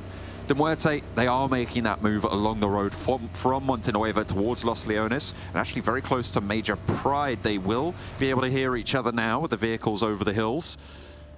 And they'll be actually diverting towards danger here for MUERTE. Looks like they want to try and make a little bit of known presence on the north flank of Major Pride, but Nomi's escaping up this hill to the high ground on the mountain to the far right-hand side of your screen right now. And that gives Major Pride a little bit of a base of fire. But unfortunately, goes down. Gets spotted for MUERTE, making a heads-up rotation up that hill. A really solid push coming through. I like the motivation. I like the positioning that MUERTE were able to find there. I think Major Pride and as well as MUERTE have a little bit of a grudge match going on, considering that they took down each other and MUERTE wasn't able to get a podium finish because of this team over in PMRC EU versus Africa. But they're very aware of rotations. This is something they've done before and in the past, especially Fury, who is a very intelligent player on the team, often picking up positions that will support the rest of his squad very nicely. So for MUERTE, taking this spot means they can clear out the southwest side of the circle very easily, or at least make it a lot weaker. If they get one more elimination, Major Pride basically goes into survival mode, which is what they're looking for after they get that confirmed elimination over towards Nomi. So a pretty smart play from MUERTE. Again, this is what I said earlier, that, you know, Major Pride, they have difficulty getting off from that position in Chumacera a lot of times, especially in the vehicles. It slows your rotation down. So when MUERTE even being in Monte Nuevo, they were still easily able to get towards this spot before Major Pride were able to even make a move. Ooh, SBG just about cutting Gladiators off at the pass, but the Gladiators not going to show any signs of dabbing those brakes on the northern side to move in past Minas Generalis. Ooh. They will pull up short. That is quite the shift. Impala we go. Blank southeast hard coast circle. Yeah, really difficult to play around with here now. A lot of teams will be looking for Impala itself. You can see that we did have this immediate rotate down towards Impala itself from Nexus at the beginning of the game, but also Alpha, who have also moved in towards the position. This can comfortably hold 2 teams for quite some time. So for Alpha, they'll be happy with this one, but God knows that they will get a lot of teams taking shots at them in the near future, as well as Nexus hoping to hold out this spot. Unicorns of Love move down from that north side. They head towards the top side of Impala, maybe pick up some high ground in that position. But any team that got here early on is going to be fairly happy with themselves, because there's few positions in this area, like what Dagestan is currently holding, that has like this special factor to it, right? That up on the high ground gives you a huge amount of control. You can only get this if you are here early. What a bloodbath this is. What is going on here? KASIK team just getting it taken apart there, but really give it as good as they got, because it's only off Hayes left standing for KONINA Power. And Dagestan have oversight on this as well. Palucci, there's no way you get out of this with Keep looking on down the hills. One player standing from the 8 that entered. Yeah, very, very tough to deal with that sort of play. And a really, really nice spot from Dagestan. Like I said, you get here early, you take up one of these really strong elevated positions, and you just hold the roads, because you know with this kind of circle, with the drastic shift on it as well, a lot of teams are going to be instantly moving in. They know there are a few positions in this area that are extremely strong. Dagestan doesn't take one of those towards Impala, instead opts for this roadside crossing. I really like this play, in fact. You know, it will give them definitely a big chance at earning some big points this game in terms of eliminations, and also they can clear out a lot of teams on this western side if they play their cards right. If the circle moves towards Impala, yes, the game becomes much, much more difficult, but I think they're setting themselves up for success on a western shift. A lot of teams will probably be pushing in on their south flank rather than coming in directly from Los Leones. They might be able to pick up the Nameless if they are able to hold that one out well enough.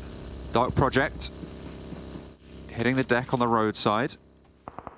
I think a vehicle was almost going up in flames there, and they're going to leave one player isolated as they make their way to the gas station. Yeah, even Esker got to turn around, go further ahead. They're going to strike out further east and try and create a massive long block on that northern side, south of SBG, south of Unicorns of Love, over on that east side.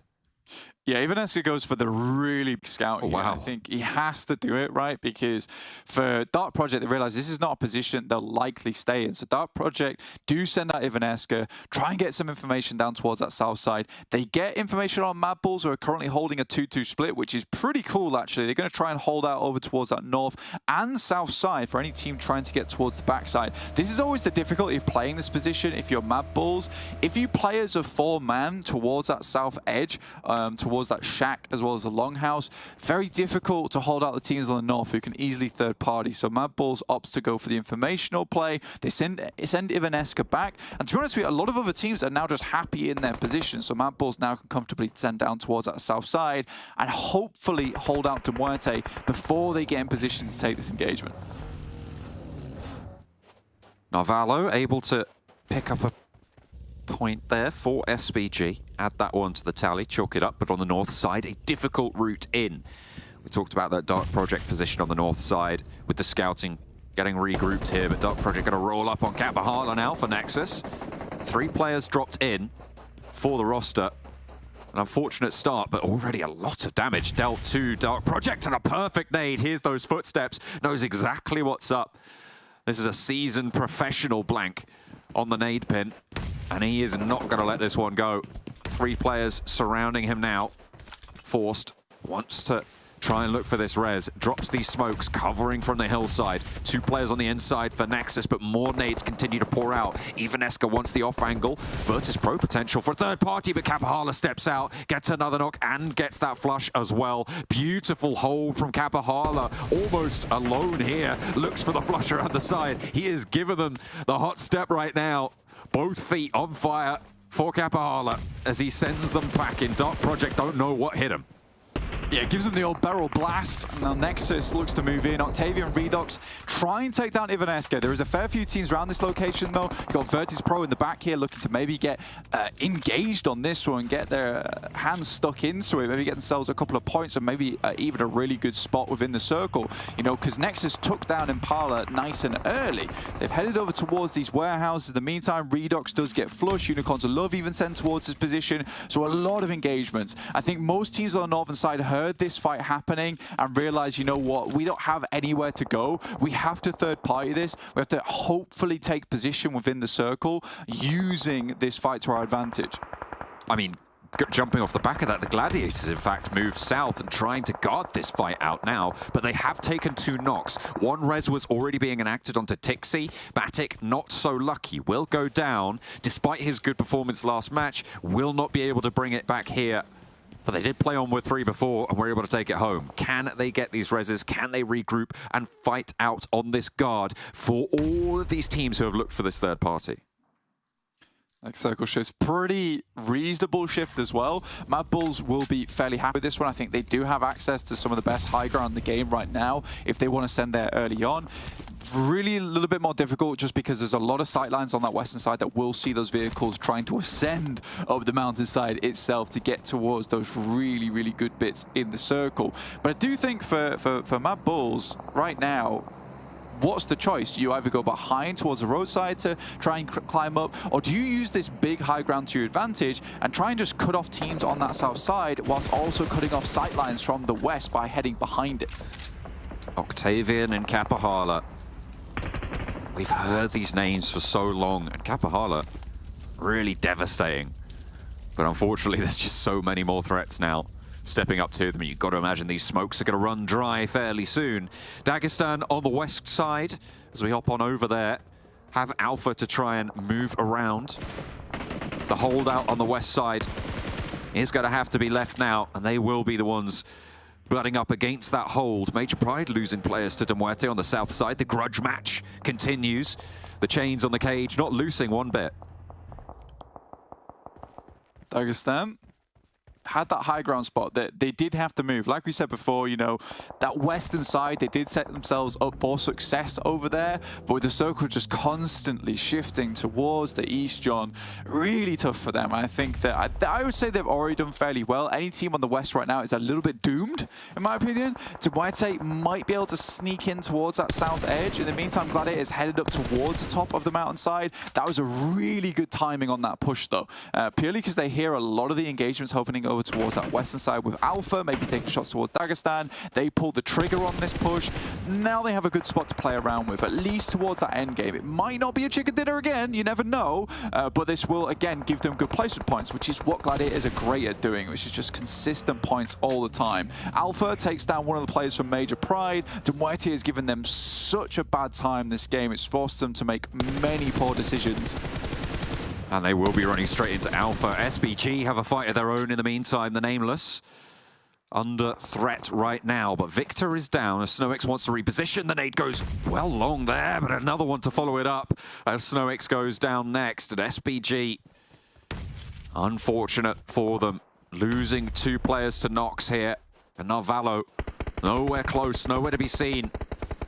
Madagod wants to find the final nail there, and we'll be able to deal it with the nade over the top, leaving Narvalo, the Lone Ranger, for SBG on that northern side. A lot of teams around this area as well, Blank, who are going to stop him from pushing in solo.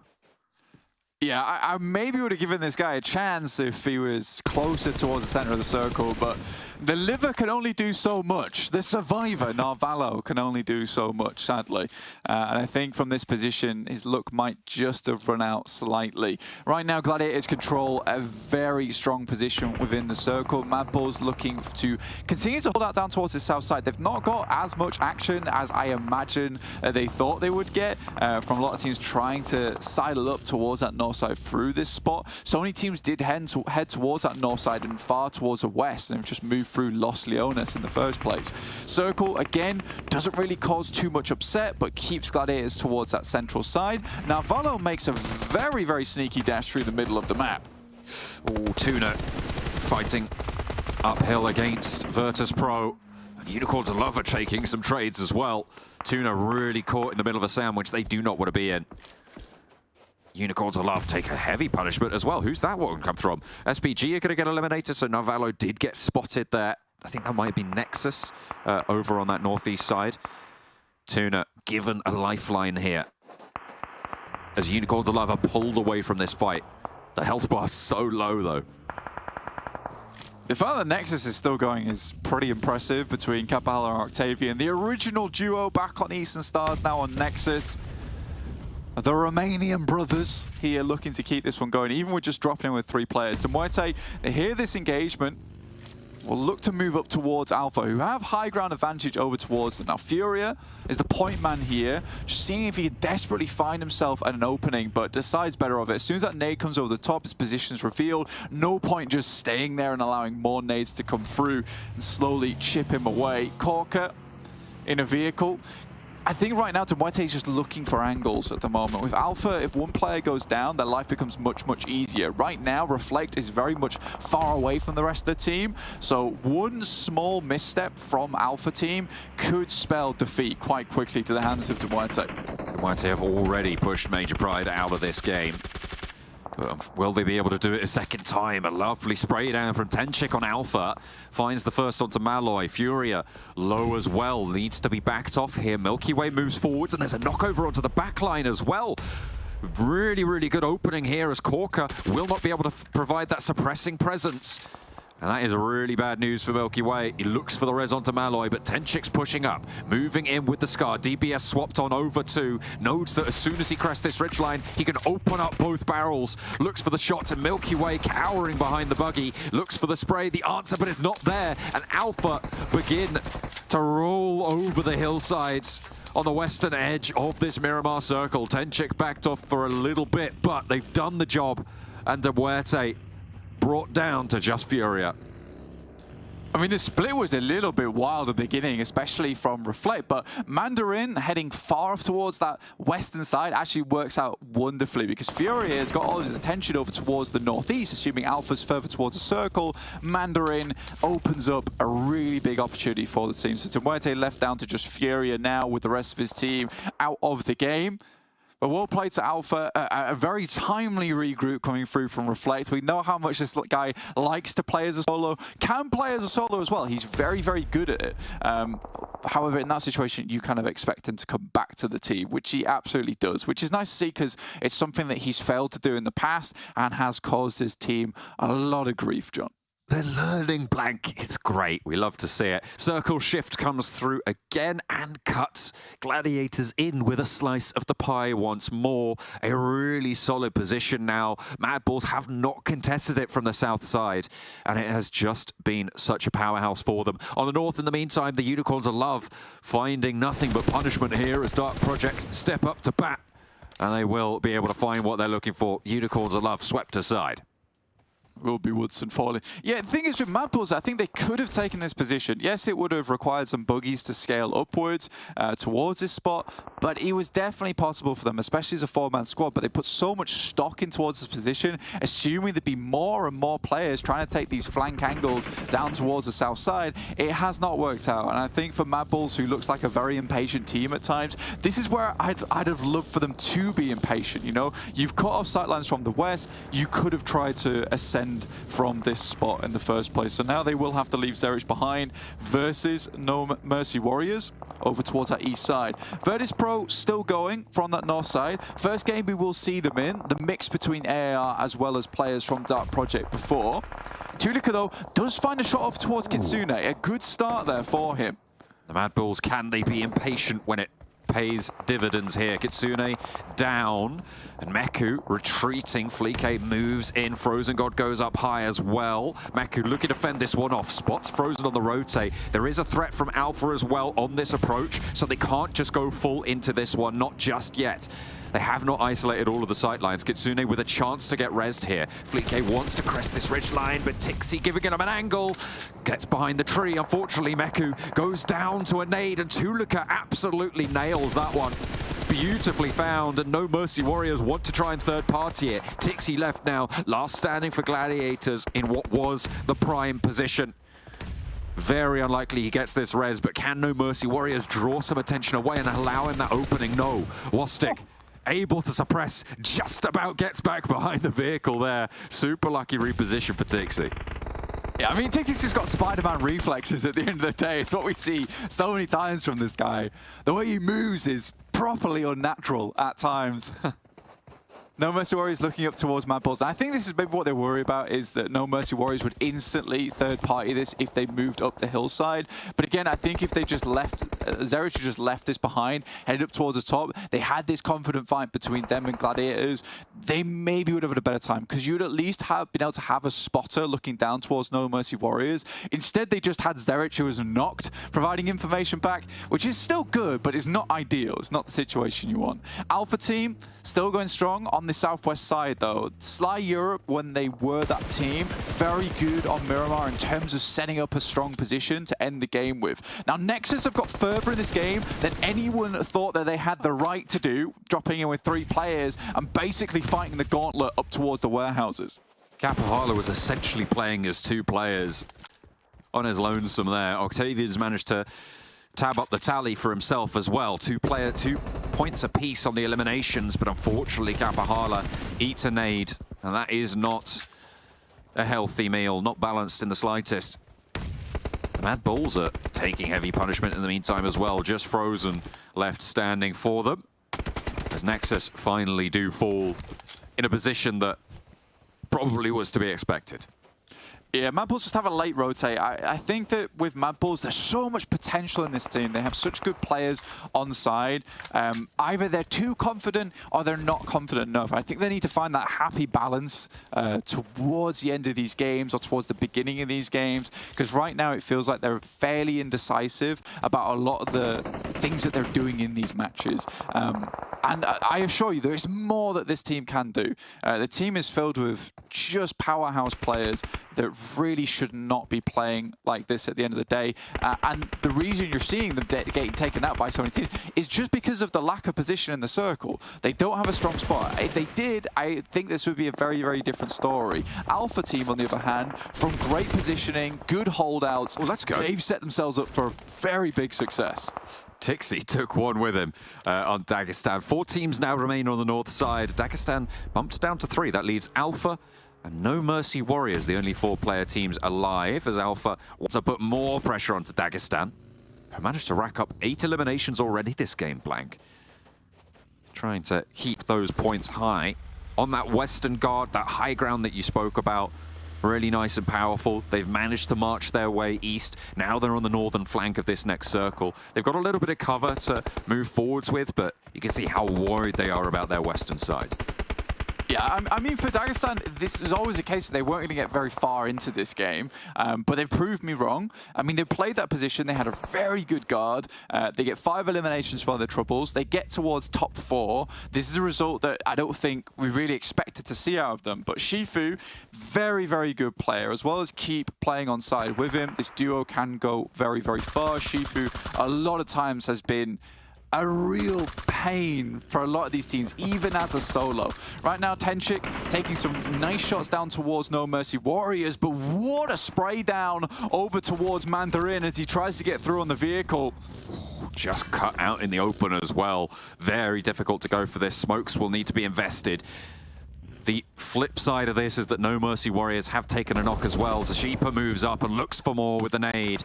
Looks for another knock and an instant re-knock. I think that was straight onto a fresh res. Tenchik sprayed down and Alpha cuts away. This is really good stuff from VIRTUS.PRO. This is what you want to see from a new entry. But Keep wants to find weight and bring things back level. No Mercy Warriors now with a numbers advantage.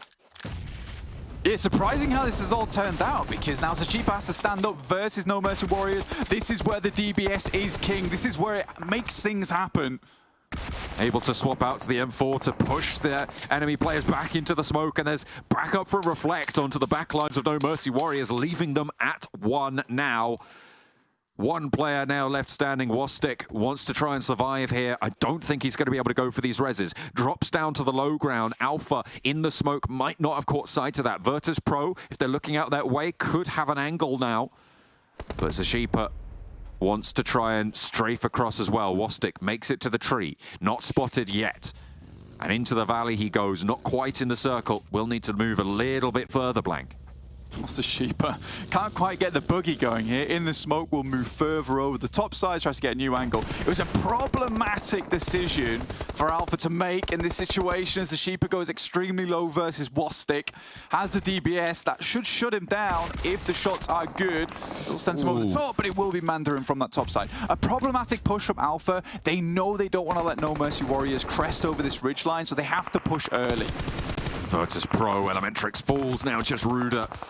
Looks to have an awakening here. Only the 1 player standing for them. The last in the roster, and Reflect rains bullets down. Now it's all Alpha all day. 13 eliminations already, Blank, and they're looking for more as well. They're able to sweep it away on the eastern side. A beautiful game for them to be able to pick up a whole heap of points. 25 on that match as Miramar gets a little bit hectic. Sly guys, look. you know, they're a little bit sad, a little bit, you know, doesn't want to get in the action. But Alpha, big, strong, massive here to end the day. Really, really strong here on match 2. Very, very good stuff. And it's what you want to see. Again, as I mentioned, it's a problematic push for them to make. They lose one player on the cross in the vehicle, but they know they need to send players up towards that tiny little ridge line. It has a great position to play off the back of. You saw Zashipa there with the shotgun just peeking over the top side. Incredibly difficult to deal with a player like that, especially when you're playing uphill. So, you know, it's, again, one of those sacrifice plays. You have to sacrifice position for a better endgame result. Dagestan, though, a second place with the amount of eliminations they had. What a good game from them. Like, very, very difficult to get that far in the game. And a great holdout on that western side and a conversion over towards the endgame circle, which felt impossible to me. We're seeing some really good PUBG Mobile being played, I think, so far in these first 2 matches. It makes me even more excited than I was previously, Blank, for the rest of this tournament. Hopefully, these improvements can come through. The Gladiators, once again, did not get pressured until quite late in a central position on this match. But when it did come through, it came all at once, really, as the MADBULLS were able to open up and try and move through. I need a little bit more aggression, like you were saying, right? You need them to be a little bit more impatient in spots like that. But in the end, Alpha were able to move in from that northwestern side and stop them from just overwhelming the Gladiators' position based on that knock. Yeah, I mean, for Gladiators, it's a good spot to take, and I think one thing we can take away from this game is just the timing. But speaking about time, it's time to head back to the desk. All right, Max. I mean, we've already heard John and Blank touch a little bit upon Gladiators and a question mark in terms of what happened there, but I want to start off with the fact that VIRTUS.PRO managed to get quite far into that one. We all went for Gladiators as our predictions. Oh, look at that. So yeah, that's actually that's an oopsie. That was like, we didn't do that. That was not us. That was, we did. I predicted Alpha Team, I'm pretty sure. Yeah, we all predicted Alpha Team. Come on, production. We all picked Alpha Team there. I'm pretty... No, but for Alpha Team to like come in today and start our second game off with the chicken dinner, that is absolutely incredible. Exactly. 15 eliminations. They just were tearing through the competition, Ginny, this game on the western side. And a circle like this, Ginny, I mean, we saw it on phase 2, like, oh my god, it's going southeast over to the ridge of the entirety of Miramar. It's really tough to play, and it's all down to terrain knowledge. And I feel like Alpha Team really had such a good grasp of how to play this terrain, how to descend in those lower areas of the map entering from the western side. They just teared through MUERTE, teared through some of the players of Gladiators at some point too. They were doing so much heavy lifting, and I think that John and Blank mentioned at one point during that game, it was good to see Reflect actually stick with the team. I feel like you're looking back at the spring season, Reflect was kind of doing the Matic Classic, but even less successfully so. And here, this time around, sticking around with the team, really having all of that fragging power packed up in one clear package and just able to just shoot at everything that moves in the West was so pivotal for their success. But not only that, Ginny, our boys of Shifu and Keep popping off for Dagestan 77, getting so many eliminations in 2 games alone. Like, they're out to get it here. Yeah, absolutely. And also something really from Dagestan's side of things is that they've had 2 good games back-to-back. So this consistency showing up already on the first day, it's just a matter of time before potentially they're able to get that chicken dinner. And that is going to be very important considering how many points they're already gathering in eliminations alone. So those placement points are going to be so much more crucial as well. But I think as well what happened today when we're looking at Alpha Team, I mean, do I even have to say it? 1,191 damage, like 5 elims, 5 knockouts. Whew. We were talking about Matic earlier today for Gladiators, but Fendig is on a whole different point. Look, if you were paying attention to Reflect's picture earlier, he owes you a punch on the shoulder, really. Okay, you just can't see it on that picture right there. But yeah, Ashipa, 5 elims also for Potenchik. Potenchik had the ghillie suit and was just so hard to really spot in those little ridge positions because, again, it's down to your terrain knowledge. But Ashipa's off angle at the end, southeast, was so pivotal to really lock down that game because if he doesn't get it, I feel like you're looking at the 2 other teams north of their position, like VIRTUS.PRO, like potentially even the 2 players of Dagestan 77. That transition is made so much tougher, but because Ashipa is there, it kind of serves as insurance that no matter if they lose those 2 players, Ashipa is still in that position to try and secure that chicken dinner. So I just love the communication of synergy. And look at that damage, Ginny. 3.2k? Like more than twice as much as VIRTUS.PRO. They were also blasting this game, but 3.2k on the Miramar? Hello? When is the last time we have seen this much damage? I don't even think we've seen that during the spring season. Like, I am absolutely mind blown. Like, that is a statement and a half to be making on your second game of today, because, poof. That might be a record, like, damage game in the first day in map 2. Maybe. And, I mean, record to beat for the season. Let's go. It's already set. We'll have to see how it's going to pan out. Though, going through some of the replays of this game, we had some early action because we did see, right, phase 2 circle going heavily southeast, and teams just had to try and make up for that, go for the move really quickly, and because of speedy rotations, sometimes you have less information to play off of, and you're going to be clashing with other squads. Though, this compound here, these warehouses, Ginny, teams are just feeding into it back and forth. Unicorns of Love went over there at some point. You had the Nameless, you had VIRTUS.PRO peeking from the side. Nexus that survived way longer than they were really allowed to because they came into this game as 3 players. So, no, heads up to them. They did make actually a pretty good impact with only 3 players entering the lobby. Hopefully they'll have 4 for the next games. But I do have to express a little bit of disappointment for one team. Yeah. And that is MADBULLS, because they were in this kind of vicinity since phase 1, pretty much. I mean, this is where they used to drop. And they had a 2-2 split. But Gladiators got ahead of them when Gladiators dropped northwest of the bloody map, Ginny. And they just got in there so quickly. So I would like to see MADBULLS just be a little bit more confident to occupy these POIs in these matches.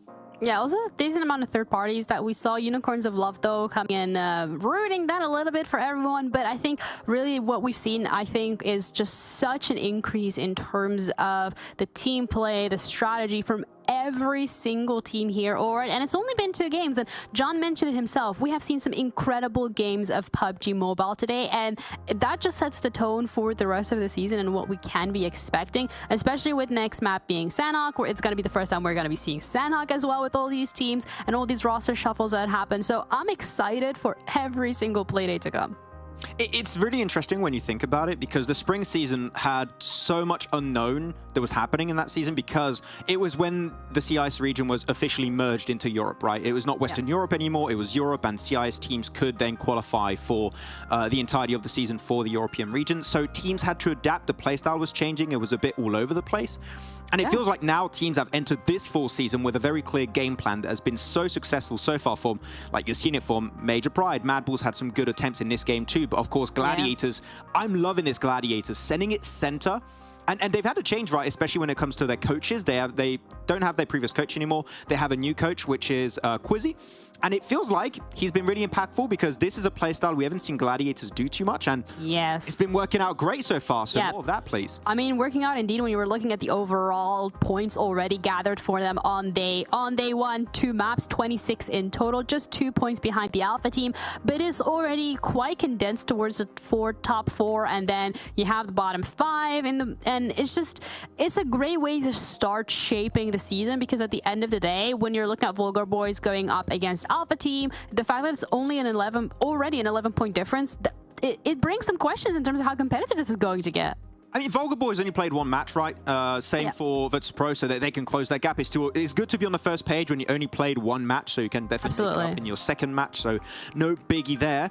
Though, we did not see Titan play this previous game, so I want to see them hopefully come back with a bit more fragging power backing it up. And PERMITTA, maybe, and I really mean maybe, with SHOCKWAVE securing their very first point, Ginny. Ooh. I love how you're mentioning firepower when we're going to be heading on to Sanhok for our 3rd map of today. And we're not going to be the ones to talk you through everything that's going to be going on that desert. It's going to be John and Blank to break it down. So let's head over to them and see what they have to say. That's right. It's our turn now, Blank. We're going to be taking this one over from here, guiding you through the skies over Sanhok as we head on down in those chutes relatively soon. Yeah, I mean, for Sanhok, very, very difficult map. Always fun to play, though. It's my favorite map so far out of all the maps. Everybody knows this. I hope you do, at least at home. But yeah, it's a good map to play around with. Good fun. I think for a lot of these teams, though, it's one of those maps where reliability of points becomes a problem. I have seen Major Pride play this map quite interestingly, though, with very, very central spots taken on the map quite early on. It seems to be what they're doing a lot of times at the moment, John, which is just instantly send for center, get a strong compound, There is plenty of those strong compounds, especially on Sanhok. You know, you do have some of these circles where they'll just end up in no man's land. A lot of times you have circles where you end up where it's just high ground versus low ground, where you very much know the winner almost immediately. But I do think that for Major Pride in particular, if we get one of those circles that heads towards one of those strong compounds, you know, between Quarry, the Crossroads compound, or even the guarded compound with the walls on it, just the north side of Painan, this is a position that really Major Pride can take advantage of. Titan will be dropping down towards Painan at the moment. I think Major Pride drops around this location as well, so I'm curious to see how this does play out. Potential conflict already on the cards in that Painan area. We're just waiting for it to boil over now. But scraps going on in boot camp in the meantime. I think that's Major Pride, the Nameless, both dropping in this area at the moment. Yeah, the Nameless are taking the worst end of the stick, but Major Pride have lost a player already, fully flushed as well, so they'll be playing on with 3. Far from ideal, as it looks like they will conclude that relatively soon. And yeah, there they go. The Nameless bumped out of existence there in boot camp. Major Pride make early claim to a central location. A lot of hot drops, actually. It looks like we're going to have about 3 or 4 around the entirety of the map. MUERTE coming into conflict here, and Milky Way down. Malloy already out. Milky Way flushed away as well, and PERMITTA, Max said he thought maybe this is a chance for them to come back into things. This is a good start for them. Only finding the 1 point so far, though. Yeah, just the one. I mean, MUERTE is still really suffering. Only 2 players left remaining. Corker trying to dodge around these sides at the moment. Look at the windows, see where they're going to jump out from. I think they'll just go for the refrag peek here. Both players just zoom around the corner, and it's a good elimination and good confirmation here from PERMITTA Esports, our resident UK team. By the way, let's go. I've been asking for this for a long, long time. When are we going to get the UK squads in EU? And here we have it. So I'm really excited to watch this team play. It's been a long time coming since we've had a decent UK squad coming through. Obviously, not all the players are from UK, but they are listed as a UK team, and that's good enough for me. That counts, that counts. I think it was Lacanostra MVP the last time we had an officially UK team in this sort of level of tournament. They then got picked up by Unicorns of Love, I believe, but that then fell apart, as most Unicorns of Love rosters do. Not to throw shade, but they have picked up a new roster this season as well. You cannot attack Unicorns of Love. I'm decreeing it now. Defend. I defend Unicorns of Love always. They always support a roster into PMPL EU. That's true. They are the most consistent organization. We love Unicorns of Love from now on. That is my decision. That's the decree. That's the plan. It has been made. Okay. I drop the hammer. You need that for later. Come on. Pick it back up. I don't know what I'm doing with the hammer later, but sure. I don't know. Find a problem, make it look like a nail. Look, unfortunately, MUERTE get nailed on the sandwich bridge. doesn't look very good. That's sang. It's fixed now. tenderizing the fillings. Let's go. Yeah. I mean, everyone likes a little bit of flat sandwich. At the moment, though. Oh, flat sandwich. Flat sandwich, not good. Dark Project, though, will be not heading over flat ground at the moment. We'll be heading up towards that north side of the map, towards Cow. Nexus do get a little bit of a lucky break here. I think a lot of times when Nexus has played up towards Cow, they often face a hot drop or a team sending towards their position. This time it's a bit calmer. You know, they can play this game out a little slower, which is nice to see. I think a lot of times this is what Nexus has struggled with, especially on Sanhok. This VIRTUS.PRO can be against Dark Project. What a swing from Ivaneska. M249 not quite finding the pace of fire needed to find the second frag. A good opener, but a nade over the top from Beck onto Ivaneska. Brings down a second. Weight is already out of it here, but 2 players knocked for Dark Project on the inside of a pivotal compound across the north side of the bridge. Ivaneska now around the edge, crawling on back. Nexus are moving up to the hillside, and you can see they want to take control of this as well. Elementrix felled here as Redox finds the DBS shot, like in that one. And now they have control of some really important hillsides for this north shift circle. Looks for the nade over the top. Beck jumps back behind and doesn't take a lick of damage here. Able to find the trade. Look at this guy on happy feet. He's doing the work here for VIRTUS.PRO. As their crash was, I would say, successful. Unfortunately, the third party from NEXUS really ruining their day. Becky's probably one of the most confusing guys I've ever seen in esports because his pop-off moments are absolutely ridiculous. But he's also the type of guy that when you ask him in an interview about a pop-off moment, he will not remember it, right? He is so in the game that a lot of times these types of plays to him are just meaningless. So very well played to Beck. We won't ask him about it because he probably won't remember it. Next, in the meantime, though, sending some really good utility over towards that project. Ivaneska tries to spot Doran as he runs around the corner with the shotty. That Molotov didn't quite make it through the window, but the flushes are good, and Ivaneska goes down next. NEXUS firing on all cylinders with all 4 players this time around, so a good adjustment there. I think that's probably quite a good strat to drop with 4 instead of 3. And it's paying off well for them. Shockwave next to try and take them on that northwest side. Yeah, we're losing a lot of teams already, down to 12, and we're only on stage 1. We're not even in zone 2 as of yet. Now, I think the reason that engagement happens so quickly between VIRTUS.PRO as well as Dark Project is because there are Dark Project ex-players over towards VIRTUS.PRO. So Wait and Ivaneska seem to have a little bit of revenge there, or just very similar rotations, so they want to try and confirm those rotations early on and have them for their own. Redux gets real lucky from Kaz there. I don't think he really should have got away with what he did.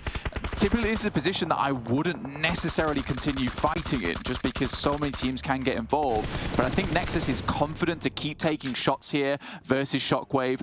They've just cleared out 2 teams. It is unlikely that there is a 5th team in this location looking to battle this one out, especially when there's much more prevalent compounds to be taken down towards that southeast side.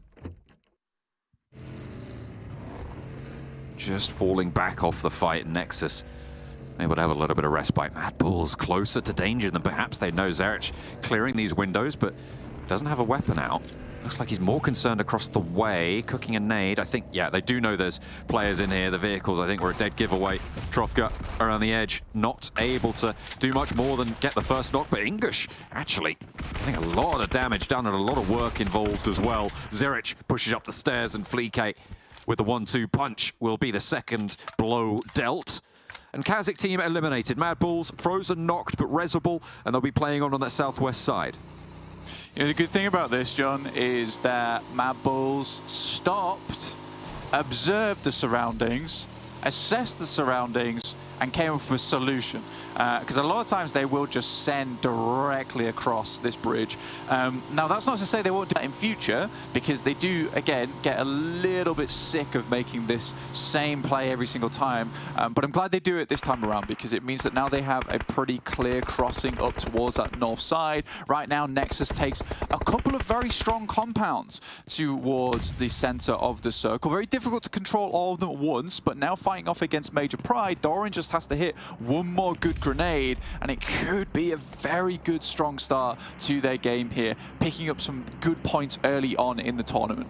It is just Doran in this fight, though, against 3 players from Major Pride. Not the easiest of positions, but drops a nade straight out in front of them and gets immediately flushed. I don't think that was the wisest push he could have made.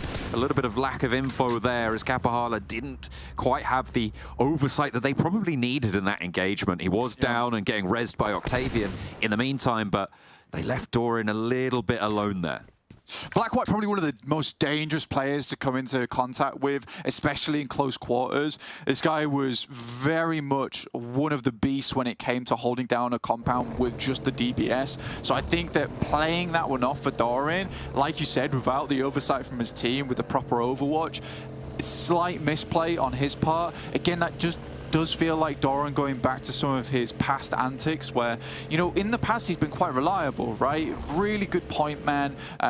But before that, he would get very aggressive, make some kind of questionable plays, and get quickly taken down. It would leave his team very much in the lurch. So I don't want to see Doran go back to that sort of behavior in the future at all. Well, he will have been. He's not going to be able to behave like that this time around anymore, Blank. He has gone down as well for his hubris, for his Potential lack of support from the high ground compound that Nexus currently controls. Still, MADBULLS swing out to the southeast side. They managed to get across past Titans. And they will be playing out there. PERMITTA, they started off well, 3 eliminations that they were able to find. And were able to do quite a lot with their start, but now they're playing out in the blue on the east side, potentially looking to move in past TAPMOC and contest for some compounds on that eastern side. Paradise Resort is starting to get a little bit chock-a-block as we hop on over there. The MADBULLS have drawn up trying to make a reservation. Yeah, there was no one actually dropping in Paradise Resort, no one wanting to go for the SPA treatment at all. Very much thinking that the offer was overrated. So I think for a lot of teams looking towards position, it's been a bit more free than they might have expected, especially for Canadian Power able to get in here early, no contest, and get to some of the high ground positions looking down towards that western side. You can play down towards the south of Paradise Resort as well, which gives you a very good exit route, especially if you've got teams behind you like MADBULLS. I like that we do see TUNA here head up towards that north side. Now, if we look at the map, there are some very key compounds to take note of, is particularly this one right here, as well as the one towards that north side, and Major Prize over towards the east. Really, really good spots on the map overall. I think the one Nexus is currently holding is a little bit more difficult to get out of. Titan, though, crumbling under PERMITTA. Nobody able to withstand that barrage. PERMITTA absolutely bombarding them out of existence here. Only Icy remains, and he will be cooled down somewhat. Excellent hold coming through from PERMITTA. They should just about be able to get this res, get some healing done, and try and get back on the road, because they do need to find their way in. Out on that blue, they've been there for a while on the east side. They'll have to push in. Yeah, either way, 7 eliminations is still really good on a Sanhok. Despite anything, whatever happens from now on, they have achieved a pretty good scoreline for this map. So pretty decently well done there. I don't think that anyone would expect the team to still be playing this position, but I guess if you're sort of looking out for those wide rotates from teams, playing on this compound that has really strong walls around the side, difficult to aggress onto because it's up towards the high ground, has rocks that you can barely hide around without being naded. Yeah, PERMITTA makes a good play here. It will make their end game a bit more difficult, John, in the future, but they can still play around with this one. MADBULLS made a really good rotate up towards TAPMOC side and some of the compounds here. They can continue across. There is a compound still available on the north edge of the road. Really strong. You can see actually on the top right of your screen there, it has the walls around it too, but getting towards it over this ground requires smokes, it requires a lot, and because they have one player that's been knocked, it's going to delay them massively, which might allow VULGAR boys to get into location.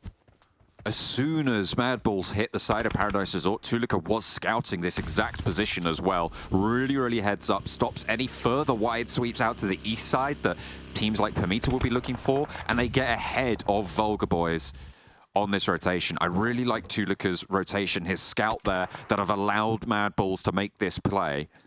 Can they hold on to it, though? That's the question. There's a lot of pressure from that eastern side, Blank.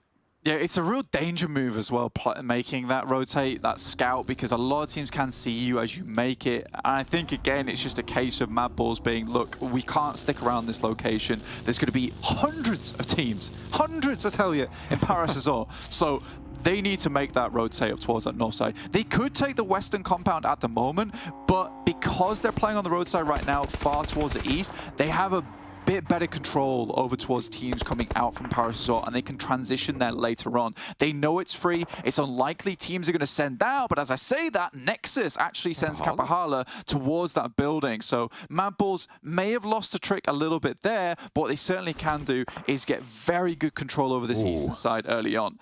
That is going to support Nexus again. These hills on the north side are so important to be able to control. There's that dead zone that exists on the lake, and a lot of that can be controlled from the north side. If SHOCKWAVE want to move on to the north flank of that hill, they will be able to hold out very effectively. They won't be able to stop teams like NEXUS making this move and pushing up that ridge side, but potential for VULGAR to do the same thing. And in fact, they will be able to move up to the north side of these hills. Yeah, I mean, the paddy fields itself, right, it's difficult, especially if you want to get engaged on that location. It's just slowly staging further and further down, a lot of times traversing through that spot.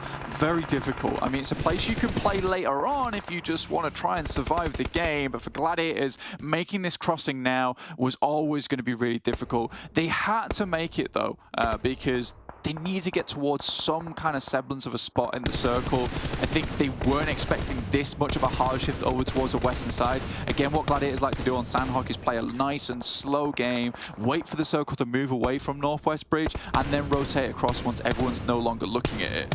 Their rotation gets absolutely scuffed by this particular circle itself. And again, I just think this is a throwaway Sanhok for Gladiators right now. Their whole plan is messed up by this one circle.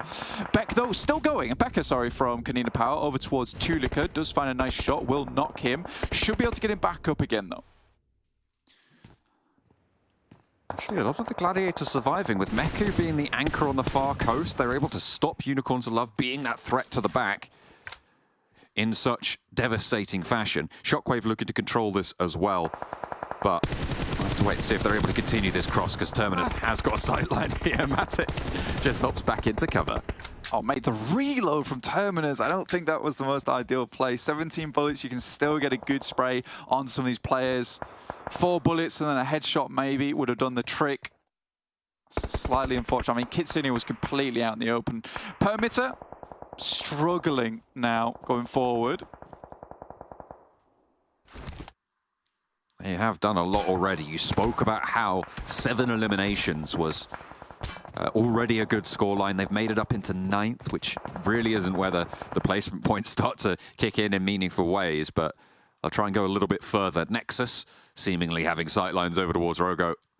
And I imagine that could be curtains. The VULGAR boys cut down to 2. MADBULLS just across the road. A little bit too slow to take that NEXUS compound, but the hills, again, eat into this circle. And that open area that sits in the valley of that inverse, that backward C shape of hills is so difficult to play anything around. So Shockwave going to have a difficult time ahead of them unless they can get up and control that hill. Yeah, I mean, for MADBULLS, it's always difficult to make that rotate over towards that western side. You assume a team's already taken this position. It's hard to scout out from because there's walls surrounding it too. So the fact that it was open for so long is a real blessing for NEXUS. And I do love the confidence that comes through from them to just take this position early on. It has provided them a massive boon into this game. PERMITTA Esports, one last player though. 10 eliminations. What a strong strikeout game for them, their first match of PMPL EU. Really, really good to see them come through in this fashion. KONINA Power mounting up and everybody lighting up this rotation, and there is no way you get away with that. How on earth? Okay, it was in a different vehicle. I thought they were all rotating on in, but even then, NEXUS losing Octavian needs to be a little bit more careful than this, potentially. The Gladiators are making a bid for freedom as well on that western side.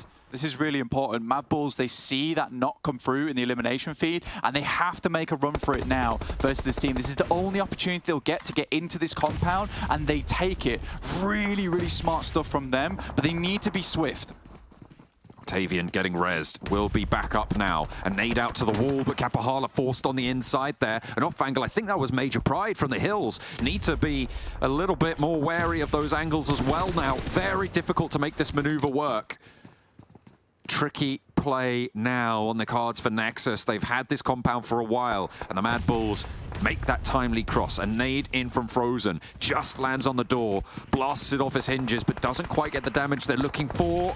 Zerich goes down, and it's PERMITTA who are going to chime in with the third party. Redox does fall, and you can see immediately they rush to the wound. And will be looking to try and clot this bleed just a little bit more. The nade in through for Tulika. Is it going to land? Perfectly. Octavian knocked as well, and the flush onto Redox. Really strong play from MADBULLS. You kind of saw this one coming a while back with KONINA Power edging towards this location.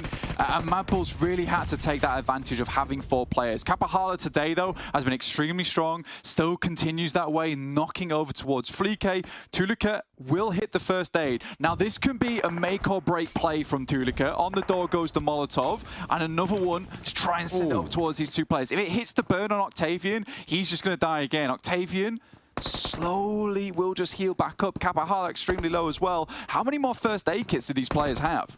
They expect him to still be here. Octavian almost catches Tuluka unaware, but really nice feat there from Tuluka. Brings him back. The spread on the fire pins him into this position, but Kapahala is down in the meantime. It's only Octavian now. One knock found. Frozen found for a second.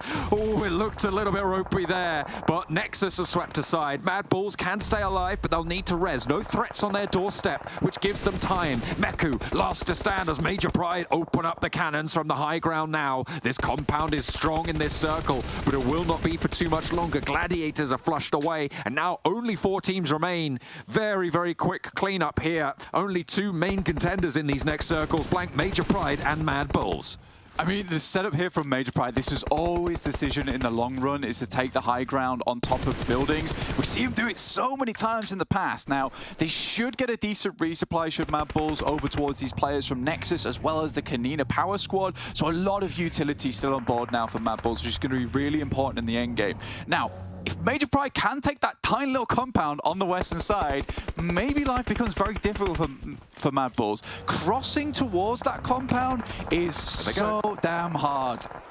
And they are going to try and make that crossing. Dino already taken down, though. Trapped behind the vehicle. Not really too much cover from Tuluka. Remember, you've also got Rogo coming in from PERMITTA, who is such a difficult position to dislodge, but as soon as you find that favorable trade, yeah, there you go. Nomi swings out wide enough to cover off that hill. Now they can start to move up. 2 teams remain. 2 players alive for Major Pride as they made that cross at the cost of Dino. Fleeke out in the open. A lovely 1-2 volley fire. Frozen as well. Caught in a really difficult position, trying to make it to the rocks and trying to move forwards. In the meantime, what can Zerich get done? He's taking a lot of damage here as Nomi steps up and will be doing so much work. Close angle as well. Getting pushed on still, but they are not going down without a fight. Black-White finally falls. Fleeke getting rest in the back lines, and it is just Nomi for Major Pride to stop the MADBULLS tide moving on in. The patience coming through at just the right time. The nade over the top brings Tuluka low and gets a flush here. Black-White not res just yet, but another nade is cooking. More trouble in the way, but now more barrels pointed his way. And nade over the top gets more damage, pushes forwards, gets the first with the DPS around the smoke. Can Nomi make it work? Just around the edge, gets a lot of damage sent his way. Fleeke on the rock will be able to finally get it done, and the MADBULLS are able to claim their deserved chicken dinner. A rotation around the north side of Paradise Resort into the compound, sweeping Nexus and pushing on to the chicken dinner. Still, Major Pride, a really heads-up rotation in that late game, straight to the front.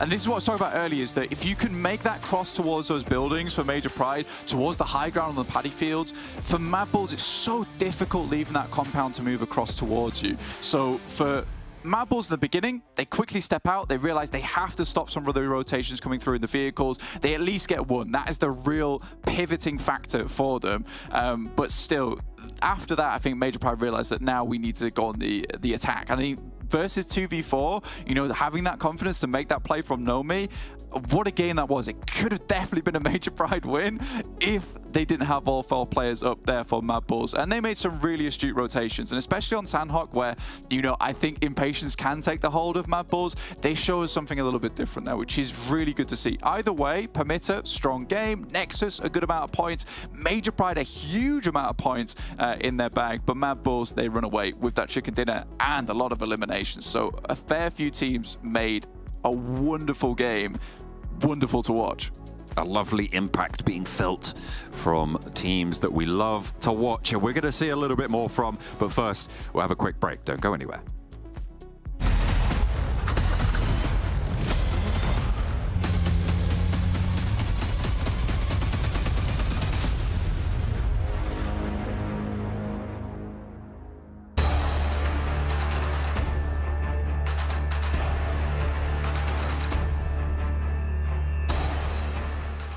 Hi there guys, you are watching Western Europe PMPL Fall Split. I'm joined today by Kitsune from Team Gladiators. How you doing, man? Hi everyone, guys. I'm good, thank you so much. Of course, as always. Obviously, your year has been absolutely crazy, mate, with the consistent performances just back to back. A lot of teams put a big focus on winning titles, but I do personally think it's really impressive that you've had such good placings all year round. What's the secret to your consistency and staying calm in those days that don't go so well? I mean, the key to consistency is that, like, all of our team have the really like competitive mindset. Like all the 4 players, we enjoy playing each other. We enjoy becoming like better every day, like learning all the new mechanics, like learning how to play more as a team like every day. I think that is what keeps us at the top like all the time. Awesome. Which tournament this year did you enjoy the most? The most recent one, the PMWI, I mean the LAN tournament, because it always feels great, you know, to be at LAN, and it was actually like really well organized. It was like such a pleasure to play there. So for sure, PMWI.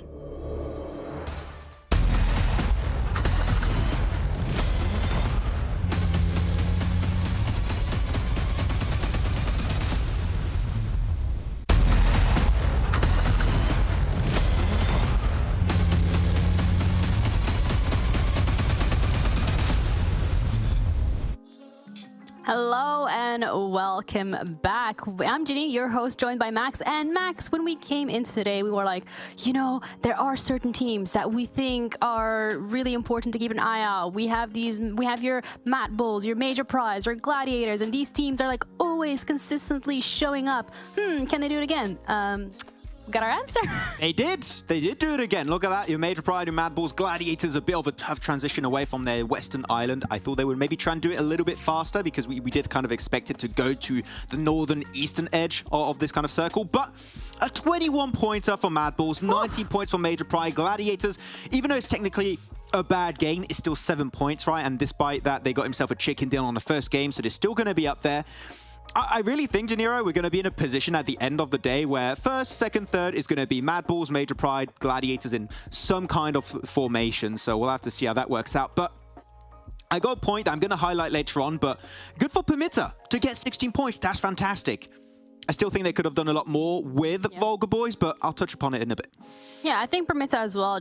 It's always really great seeing these names creeping up onto the leaderboard. I think VULGAR boys specifically has continuously been on that top page, and that's really something to watch out for, because as much as we're saying like your MADBULLS, your Major Prides, your Gladiators have been consistent, when a new team comes in and shows up consistently, they can just as easily get these points.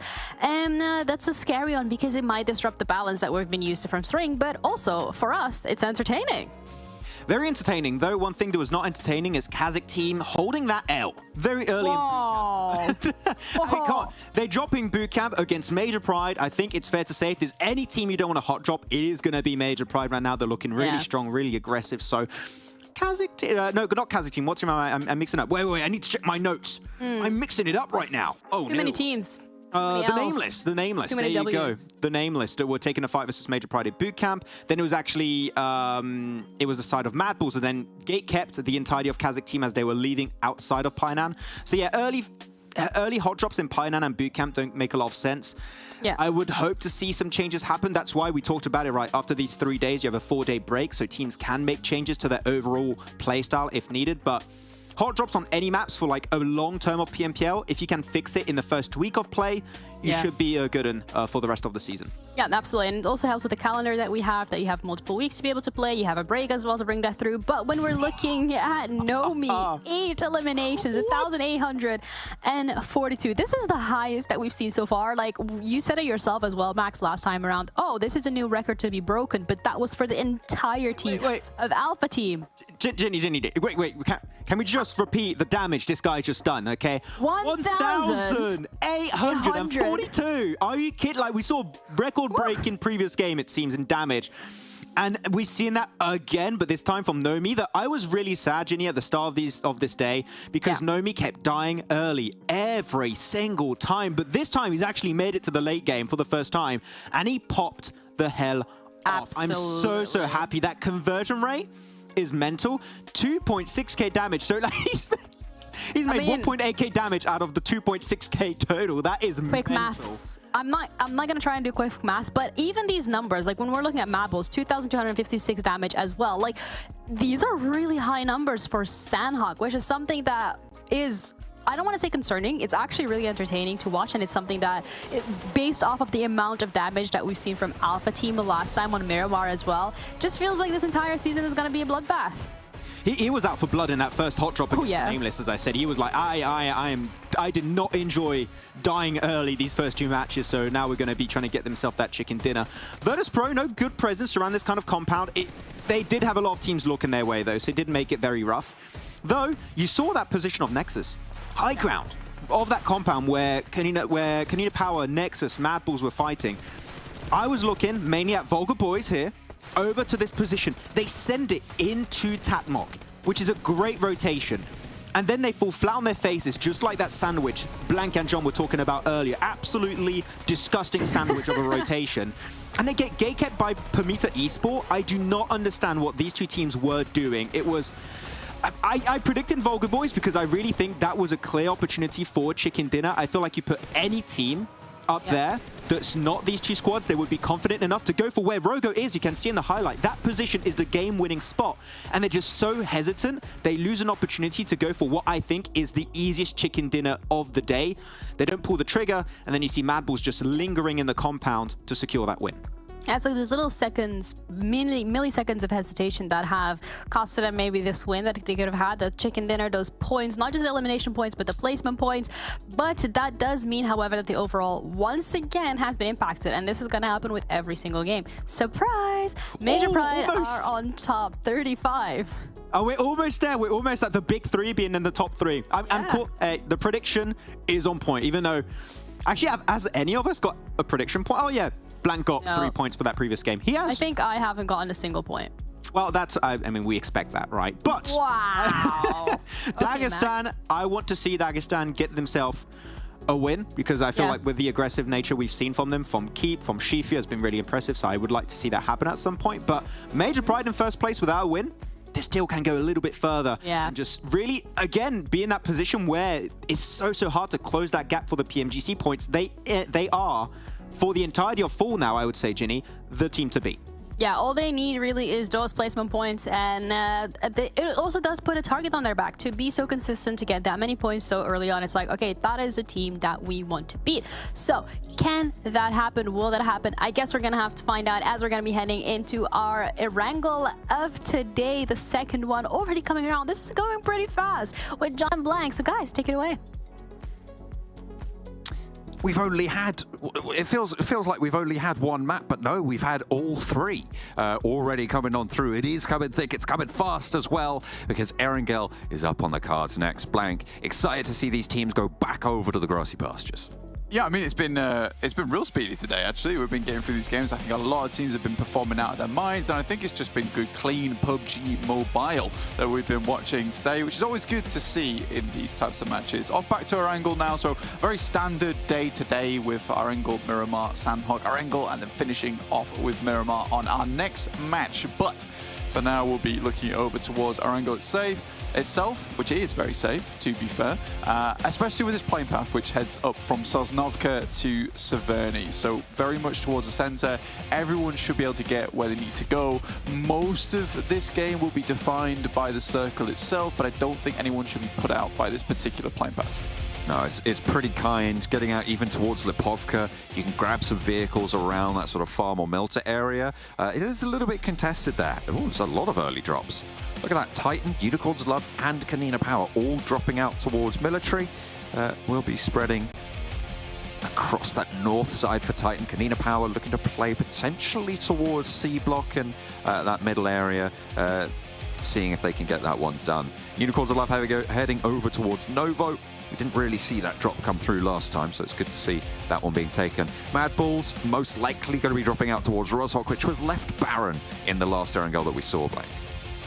Yeah, no one really was able to take that just because the plane path was so far down towards the south side. Taking up apartments and school, waiting for the circle was the way to go for Dagestan at least. Unicorns Love taking Nova, like you said. Titans will be just picking up vehicles, a little bit of loot, and then maybe heading over towards Ferry Pier. Now, Dark Project are currently in that location, but I assume that they'll just long drop over towards Primos, so that should leave that area nice and free for them. In the meantime, Gladiators will be sending over towards South George, it looks like right now, with no Mercy Warriors in North George. I do like the Gladiators continue to change their drop spots very frequently. I think a lot of times in the past they got into this awful habit of just Well, it wasn't even their fault. It was just an awful situation of just dropping on North Jaw, dropping down towards Ferry Pier, and so many teams would contest them all the time. So right now, Gladiators will be dropping crates, maybe head over towards South Jaw to pick up some more loot from there, but the circle does head over towards Shelter itself. So again, another eastern circle for us. Should be fairly kind, though. Nobody really too put out by this circle. It does kind of remove that central river as a factor in terms of deciding the position that you want to get to. It's still certainly a feature for the teams looking to try and cross it, most notably probably Shockwave over in Severny on that northern side. But a lot of that ground is playable. Those rotational paths around Potato Hill still currently, oh, beg your pardon, still currently unoccupied by anyone. PERMITTA, after that last game, Max was saying, you know, they could have had a free chicken dinner. They took a little bit of time, you know, they worked over towards that position. By the time they got there, it was just Rogo in tow. Either way, it was a strong starting game for them. They got a lot of eliminations. They played some unusual spots as well, so that was cool to see, a bit of unorthodox gameplay. Erangel so far, though, not gone too well for this team. Lots of shots coming their way from the buggy itself. Athis just needs more shots to be taken out. Foopsman from VULGAR absolutely blasting right now. Gets two onto the bike as well. Really nice stuff coming through, leaning out the window. And these two teams continue their fight from Sanhok. As PERMITTA lose one, lose two, have a bad day to start. PERMITTA down to 2 players. VULGAR pretty happy about this. 2 points racked up yet again. Getting nice and late. They're on the north side of this circle, and PERMITTA fly to Mansion. Small but deadly, that honey badger, and it absolutely does completely decimate the squad of PERMITTA there. Really, really good shots coming through from Foopsman, especially in the back of the buggy. With no vest or helmet, obviously that thing is just going to shred you to pieces.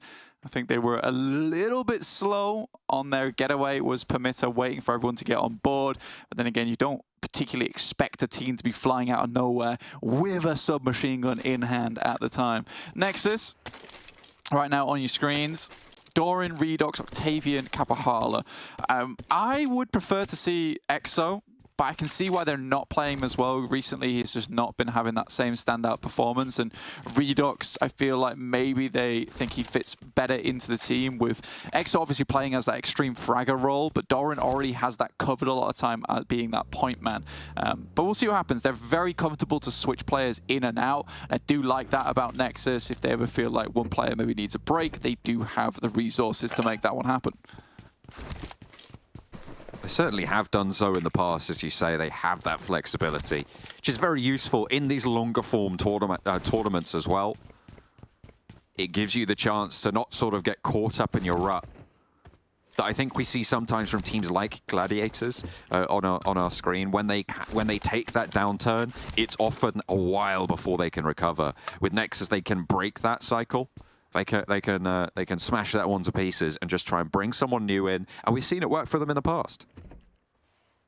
Yeah, I mean, they have lost now Keme, but I do think that right now the 6-man roster of EXO, Kapahala, Octavian, Redux, Doran, EXO, I mean, 5-man roster, sorry. So this works out quite well for them, honestly. Being able to switch those players in and out, especially maybe on a Sanhok, bring EXO in, you've got even more firepower to work with, depending on the day. Though I do think that the Kapahala Octavian duo is a very strong, that's kind of like your reliable foundation of the team, and then you kind of build on it from there. Ruda does go down from VIRTUS.PRO as Doran sent out towards that western side. I do like this push coming through from Doran as well. You're cutting off any teams that are trying to get in towards MUERTE power early on from MUERTE itself. Looks like there's a little bit of a regroup as well down towards this position. Making their way towards the coast, it seems. Looking for position there near VIRTUS.PRO, who have been in MUERTE for a while now.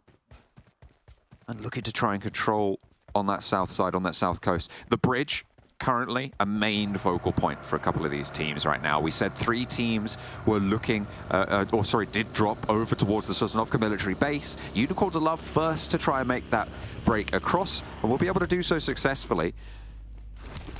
Just getting out there, swapping out to the buggy as well. Titan a little bit further behind. They should be able to scout this rotation, They might have just been able to catch that one. KONINA Power a little bit further behind.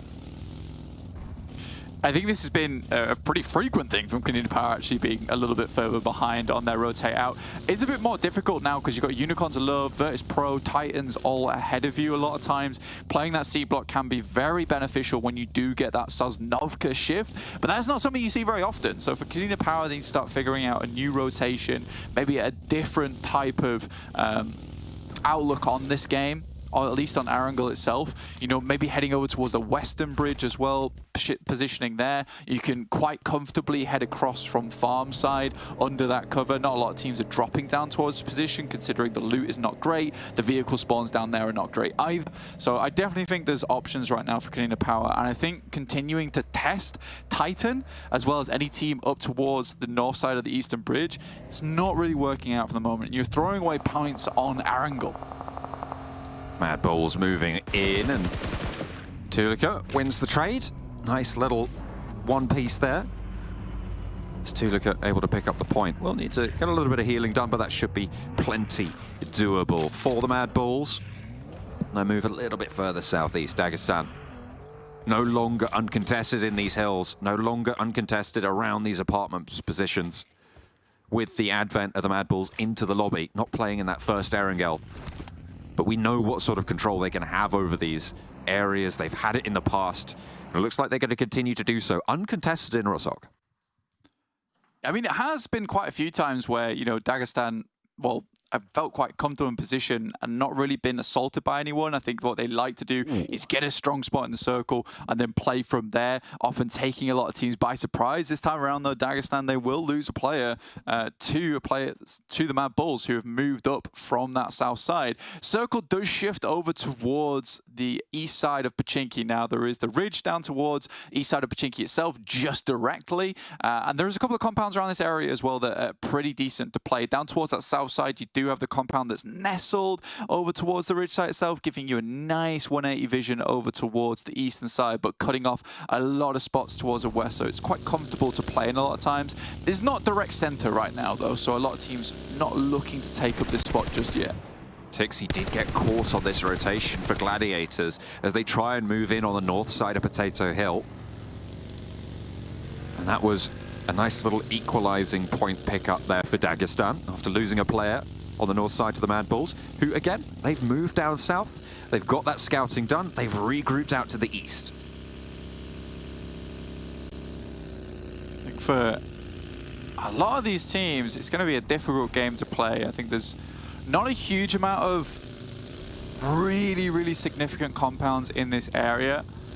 Obviously, SBG, they head down towards some really nice elevated spots on the northeast side. Potato Hill, definitely a feature here that we need to keep track of, which will sort of slash this circle in half, at least on the western side, with teams like Dark Project, KONINA Power, Unicorn to Love, all engaging on this position. Speaking of KONINA Power, they did end up taking that western bridge approach, and I like this from them. They do come into contact with Dark Project, but they quickly send towards Pachinki that keeps them out of dodge. This is very smart and the change that we needed to see. Of Hayes making first break into Pachinki. They know there's no one on that west side. They would have been shot at if there was, so they can push in a little bit safer. They know it's fairly unlikely that anyone's still holding in Pachinki, given this current circle as well, but they still need to be careful. Dark Project on the south side now have Titan to worry about behind them, who also took that western bridge approach blank that you spoke about for KONINA Power. So there might be a little bit of conflict on the south coast here as Titan try and move their way past as Ivaneska for Dark Project breaks down south as well. They should be aware of each other's presence at this stage. VIRTUS.PRO at the moment are really struggling. From their initial holdout down towards the southeast side versus NEXUS, it has been all downhill from here. I mean, their initial game plan to perhaps rotate very hard up towards the eastern side is just really gone downhill for them because they've had to completely change the plan in the process. And now just wait on his knees, back in the background towards MUERTE itself, out in the blue. Very difficult to make anything happen here. Circle send us up pretty much directly right now, with Matic and Gladiators up towards that north side. MADBULLS currently have a very nice position to play around with just to the south of the road here. Again, this might be another strong placement from the MADBULLS after quite a patient and calculated playstyle in this current day. Alpha over the top, looking to fend off a third party from NEXUS after losing Reflect. Not ideal, but NEXUS are on the outside here and will have to push in, so the tempo is on them. Redox makes that first crash. First landfall is felt, and immediately Rando repositions, gets away from there. His teammate's already leaving, and he will follow suit. Gets a little bit higher up on the ground. Sees them roll in. Only one player on the backstop for NEXUS to spot that, and they're going to be able to get away. Just losing the one after taking 2 points. Yeah, not worth it right now for Alpha to carry on playing that position for themselves. You know, they could get stuck in combat with NEXUS, perhaps miss out on the next circle shift. Alpha's the type of team that likes to play a central spot. They like to control the area, and they're good at doing that. We saw them play it on Miramar. If they get bogged down over on the edge side of the circle, it is not going to be a good start for them. Oftentimes, they really struggle on those rotates in the late game, so not having to rotate as much seems to be their solution, and that's fine. NEXUS, in the meantime, though, they'll take a free spot down towards the southeast side, and they can rotate in later when it needs be. Titan, on the other hand, over towards the western side, still flitting around Pachinki south of the fields. They're slightly in the blue at the moment. They do need to continue getting over towards this eastern side, though, John. The east currently in a little bit of flux there. The top of Potato Hill, certainly excellent position for TUNA, but difficult to fend off all angles. Nobody currently pushing it. Himeko moved up. Kitsune's there to back it up, and a nice little refrag to drop one of the points of hold for TUNA. Mandarin might be able to have an off angle here for Alpha, but Meku gets inside the shack. TUNA not going to try and contest that position either. They're just going to regroup and stay as 3. They want to hold on to what they got. Yeah, Kitsune's been playing way more aggressively recently on the team.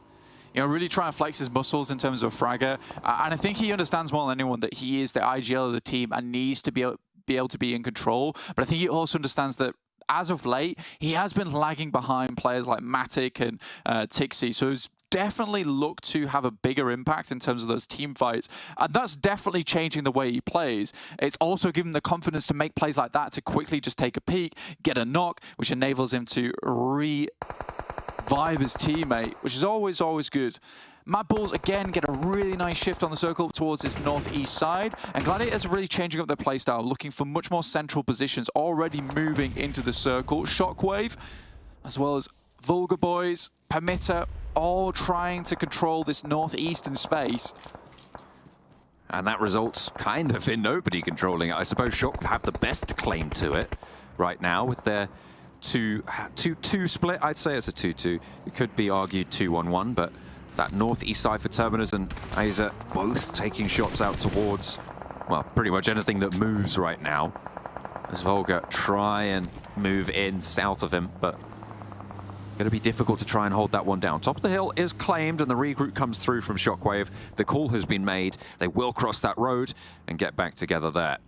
NEXUS, I think, yeah, they just fallen. They've just lost a lot of players out on that eastern side. Yeah, really good shots there coming through from SBG over towards NEXUS, but MADBULLS immediately get engaged on this one. Meku somehow still alive, but will now go down as Dark Project looks to take control of the shack here. Oh, Kitsune just getting back to cover. A nade over the top could be good, but even Esker, I think, has cover. Looks to put a second one down on the Cook. Meku not out of it just yet. And actually, Dark Project looking to reposition away from this. Allow this res to go through. The vehicles go up in smoke, and Dark Project do manage to get the res. The Molotov, I think, no, that was just the burn from the vehicle coming on through, and shots are raining on in. Meku's crawled all the way back over to Kitsune, despite being rolled straight on up. How have they let this happen? Yeah, kind of incredible that they've been able to get away from this. Titan took a very long wrap up towards the eastern side. They'll finish off NEXUS in the meantime. But yeah, Gladiator is able to hold on to this position for the time being. Dark Project, after obviously just shifting them out of here, they are pulling the nades now, but a great spray coming through from Matic will be another knock over towards Meku. Luckily, Kitsune's not down, and he returns in kind with a great nade over the top side. Even Esker, first to fall, a second as well as there. And Matic is just lighting up this shack. Such a difficult hold now coming through. 2 players alive for Dark Project. Their off angle needs to have an impact, but it just isn't. Kitsune, sure, he's being suppressed by Alpha's position, but really not much more that he can do. Meku, Rezabal here now. They're looking for this angle, but it's just impossible to move in with the position that KONINA Power have on the top of Potato. This is so grim. I mean, Gladiators had a strong spot. In comes the Mini 14 from Matic. He's been really trying to champion this now in EU. He's doing a fantastic amount of work with it. Great damage up towards Dark Project. They do manage to get a lot of their players back up on their feet now and healed. And the amount of nades that's available for Kitsune is massively dwindling. Another Molotov coming through from Meku, just trying to thread the needle through that tiny little gap in the window. He's moving up now. He's back to his feet and he wants more. He's opened the jaws wide, wants to take a whole chunk out of Dark Project, but unfortunately a nade gets wedged on in there and a third knock sent out towards Meku. He's going to be bleeding out fast now. Kitsune needs to get this res, probably needs to lead the charge on the next push as well. The Molotov around the tree, but they are on a different position here. Forced not going to be able to find the value from that one, but Matic still controlling the push-outs here. Meku back on his feet. Do they even have any more first aids for it? The fact that Meku is still alive is a miracle in of itself.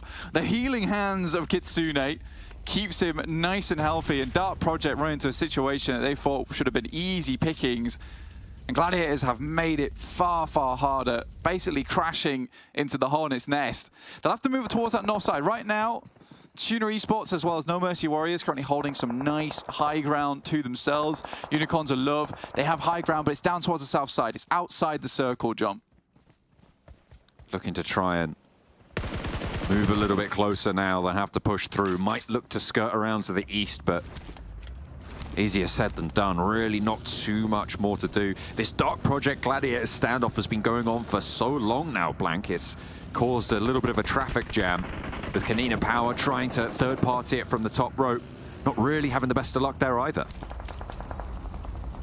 Oh, it's been tough. It's been very tough. Unicorns love, though, they will sail in the vehicles, take a fair amount of damage. No one goes down as of yet, which is really good news. The Sheepa actually takes a lot of shots and will go down. Very, very quick plays coming through from Rollkiss.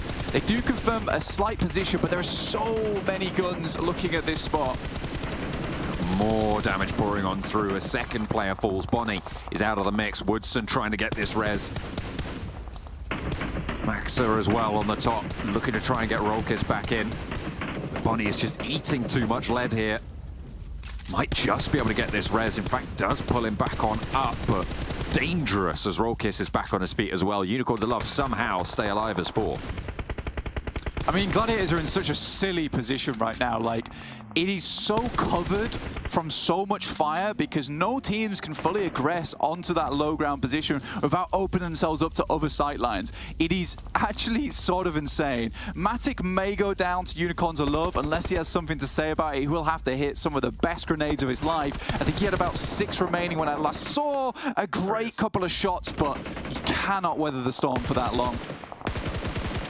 But then again, remember, Kitsune in those healing hands. Maybe he's going to be able to pull off one last miracle here, but he is suppressed by the Unicorns' position. Unfortunately, there is 2 teams looking out their way towards the Unicorns, and they can open that volley. The KONINA Power squad as well, looking over the tops of their heads. Dark Project looking to suppress this angle. It's difficult to move up for Unicorns, but they have managed to make the best of it. Yeah, I think from their position down towards the south side, this has been a pretty fantastic push. Immediately finding a little bit more high ground. They had to quickly remove the players from Alpha as well because they could not remain in a firefight for very long. Woodson will go down though, and Meku has to shuffle off to the side. Now just Kitsune last remaining. He's got a fall at this point. The bleed out alone is just going to tick away super fast now. You can see how quickly that one's falling. Slivers of HP. Kitsune last standing now for Gladiators, and will not be even that. As the shots manage to land, the Unicorns of Love take care of the threat that held Dark Project out and stopped KONINA Power from being able to disengage as well and move further north. Now they have that opportunity. They can start to move down this hill, but the cover isn't really to their favor. You see this downhill descent in front of them. It's tricky, it's treacherous with No Mercy Warriors ahead of them as well. Yeah, Max are actually able to find one knock over towards KONINA Power. Continuing to send these vehicles in front to try and body block just a little bit.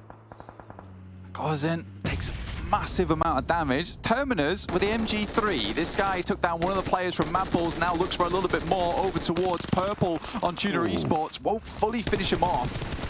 The backup comes through from the north side as well. TUNA last to stand and will be isolated and removed from play. SHOCKWAVE from the northern side starting to move, starting to open up. Those shots looking good for them. They've got Dagestan to worry about. Beyond that, No Mercy Warriors in their current position. They've been here for a while now. No eliminations so far, but they've been able to survive relatively unscathed. This position of the map has been absolutely hectic for so long. SHOCKWAVE move in though. A very aggressive approach to this engagement. Shifu jumps to the side, but he's no match for the MG3 that lights him up. And looks for more as well, as Limbo wants to try and take the challenge. Will not be able to stand up there. And on the north side, it's SHOCKWAVE to keep control in their favor. Unicorns of Love going low, losing players. Nades being cooked, sure, but Palucci out, hops behind the tree and nails the shot there. Beautiful stuff. Unicorns of Love eliminated KONINA Power now. The south side position held firmly. Man, KONINA Power just pulled out the pendulum and just hypnotized the players from Unicorns of Love. They had no idea what was happening as the vehicles just circled them round and round and round. I felt dizzy by the end of it. This is a good play from KONINA Power, and again, it's all off the back of that western bridge crossing. They took it slow, and a lot of times KONINA Power has been extremely good when it comes to playing on these edge side positions in the past. Slowly but surely confirming themselves the chicken dinner. Terminus has to send away. This is the lad that put a lot of hurt over towards the boys on MADBULLS. Zerich takes a huge amount of fire, will have to push down the side. Right now, KONINA Power looks set on picking themselves up a good chicken dinner this match. They managed to move down that first ridge line, get into position that they needed. No Mercy Warriors on that high ground, though. Look at the angles that they have towards the MADBULLS position. If those trees weren't in the way, they'd be lighting them up, but luckily they are for the MADBULLS. SHOCKWAVE as well, similarly in a tricky spot against this high ground. The question is, how long does the circle keep No Mercy Warriors in? Maybe what? Right now, it's still fairly on their side with the compound that they're playing. KONINA Power will struggle around this one. Palucci picks themselves up a couple of loot crates. And MADBULLS just continues to try and control on this low ground. They don't want players running up towards them. They want to maintain control over the eastern side. Now they get a northeastern shift. Frozen most likely will head back towards the rest of the team. Just provide some information in the meantime. But look at the firepower coming through. Picked the wrong time to make this move. The vehicle almost exploded. It's his only means of getting away. 3 players for MADBULLS, and into the vehicle he goes. It's smoking, but it is still running, just about. Those ridges that sit in front of the No Mercy Warriors compound, vital for any crash, but super exposed, and unlikely that anyone goes for it now with the shift. As it stands, Frozen's vehicle will no longer be in action now. On the low ground for MADBULLS, they have angles to play with here and can quickly get back into cover. It's just a question of the amount of resources they still have to play. No Mercy Warriors haven't done too much, but they haven't had to do too much either from this compound. They can wait this game out and strike out as a full 4-man squad. Difficulty for them is that there's another 4-man squad in KONINA Power, a 3-man and a 3-man. I think they expected this treacherous circle to be filled with just stragglers from some of these teams, but this is PMPL EU. This is where some of the best teams in the world are currently residing. No Mercy Warriors taking a knock there, as KONINA Power can start to engage on this. If they want to try and sweep the edge of the circle, they might find value in that. Wobbly, knocked, but the smokes have started to bloom. MADBULLS don't really have the angle to fully suppress this. It's only really KONINA Power locked into this engagement. SHOCKWAVE could potentially try and third party from the back lines, and No Mercy Warriors will be down to 3, confirmed, as that knock goes all the way through. Boys from KONINA Power in a difficult spot now. On this plateau, if they move a little bit further forward with the angles that WatchMe is currently playing, he'll have some really strong spots to play around with. MADBULLS, all they're about right now is just taking the brief amount of shots over towards SHOCKWAVE as well as KONINA Power, forcing them into these engagements. They've controlled the eastern side for so long, and they've done it very well from the current position that they're in. No Mercy Warriors, they spot down towards SHOCKWAVE. They see the smokes, there's nades in hand. They want to get these cooks. Watch me. Launches first over the top. Aza cut out as well by Zerich on the off angle. No Mercy Warriors are going to have to descend fairly soon. 35 seconds or so before the zone starts to close on them. And they'll have to try and break on down. Where do they go? Because there's so much threat either side of them. They don't want to be caught in the pinch. A nice flush from Zerich. Nade over the top, over towards WatchMe. He had to descend off the top of the building. Astic inside. Waiting for the run out. Right now, KONINA Power dead set on winning this game. Again, the biggest issue for them is moving off this plateau. There should be sightlines, and a lot of MADBULLS are looking down towards KONINA Power. They don't see SHOCKWAVE as much of a threat anymore, down to just two players last remaining. No Mercy Warriors, they've got troubles of their own. They've lost 2 players in the same place now. Watch me. Really not possible to get him back up, and now Astic last standing. The smoke blooms, but he's cut down on the cross. 4th place finish. And now the MADBULLS have the shift as well. They started to move in, but the terrain pretty tricky for them to be able to navigate fully. With 3 players as well, they don't have the control that they'd like. This is going to be a real pincer coming through from KONINA Power and SHOCKWAVE. Yes, it's only 2 players, but 2 players is enough to cause massive problems. Zerich pulls the pin on the grenade, looking to hit that magical nade over towards SHOCKWAVE. Luckily, they're not grouped up, so a huge amount of damage can't be placed through just yet. Zerich into the smoke, gets a small tag. Terminus. MG3 opens up the cannon. Beautiful stuff. We'll look for the immediate flush as well. Tulika breaks down to the left-hand side of the smoke here, but Terminus stays on the deck, stays calm and collected. 3 teams remain in the final circle as it looks to close. Frozen wants to find a shot onto KONINA Power, but they're still up as 4. Finds the backline. Excellent opener for MADBULLS. They are starting to turn this one up and move up these hillsides. Luckily for MADBULLS, SHOCKWAVE diverts attention over towards KONINA Power. Frozen's got 4 grenades still left remaining, continues to send them through. Becker found as well. They managed to get the res onto the player at the back here, but MADBULLS have crested the ridgeline. They're looking for more. There's the knock from the play zone. Palucci and Off Hayes now playing forwards. Tulika leads the charge up to the smoke. SHOCKWAVE biding their time, not wanting to get super involved here, but Off Hayes lights up for 1. A lovely trade on the nade there to try and even the numbers, and just Palucci now stands. SHOCKWAVE encroaching ever closer, inexorably towards potential victory here on the hillsides. Palucci will launch the nade over towards them, but not really get the knock there that they were looking for. The player from MADBULLS eliminated, and now Terminus looks to put the cook perfectly. Sizzles it up, launches it back, looks for the rock shot, and will be able to find it. A re-knock onto Off Hayes, and Palucci again the last to stand.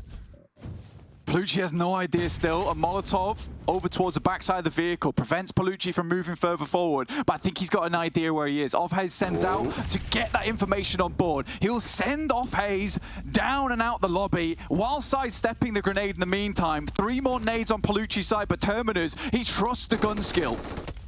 Looking for the shots now. The nade is getting cooked though. Palucci launches it behind the rock. Terminus dips out but takes the damage either way. The DBS in close range, but the MG3 equally powerful. 1 shot will win out the day now for either of these 2 players. Palucci goes in, swaps to the M4, and able to hit the drop shot. KONINA Power take it down.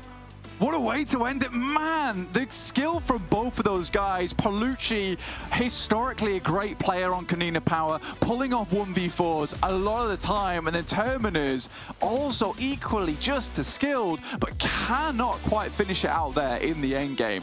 What a way to finish it. I mean, it could have gone either way.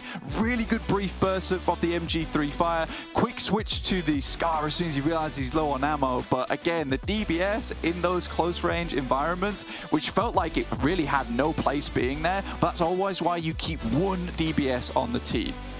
You always want to have that close range power.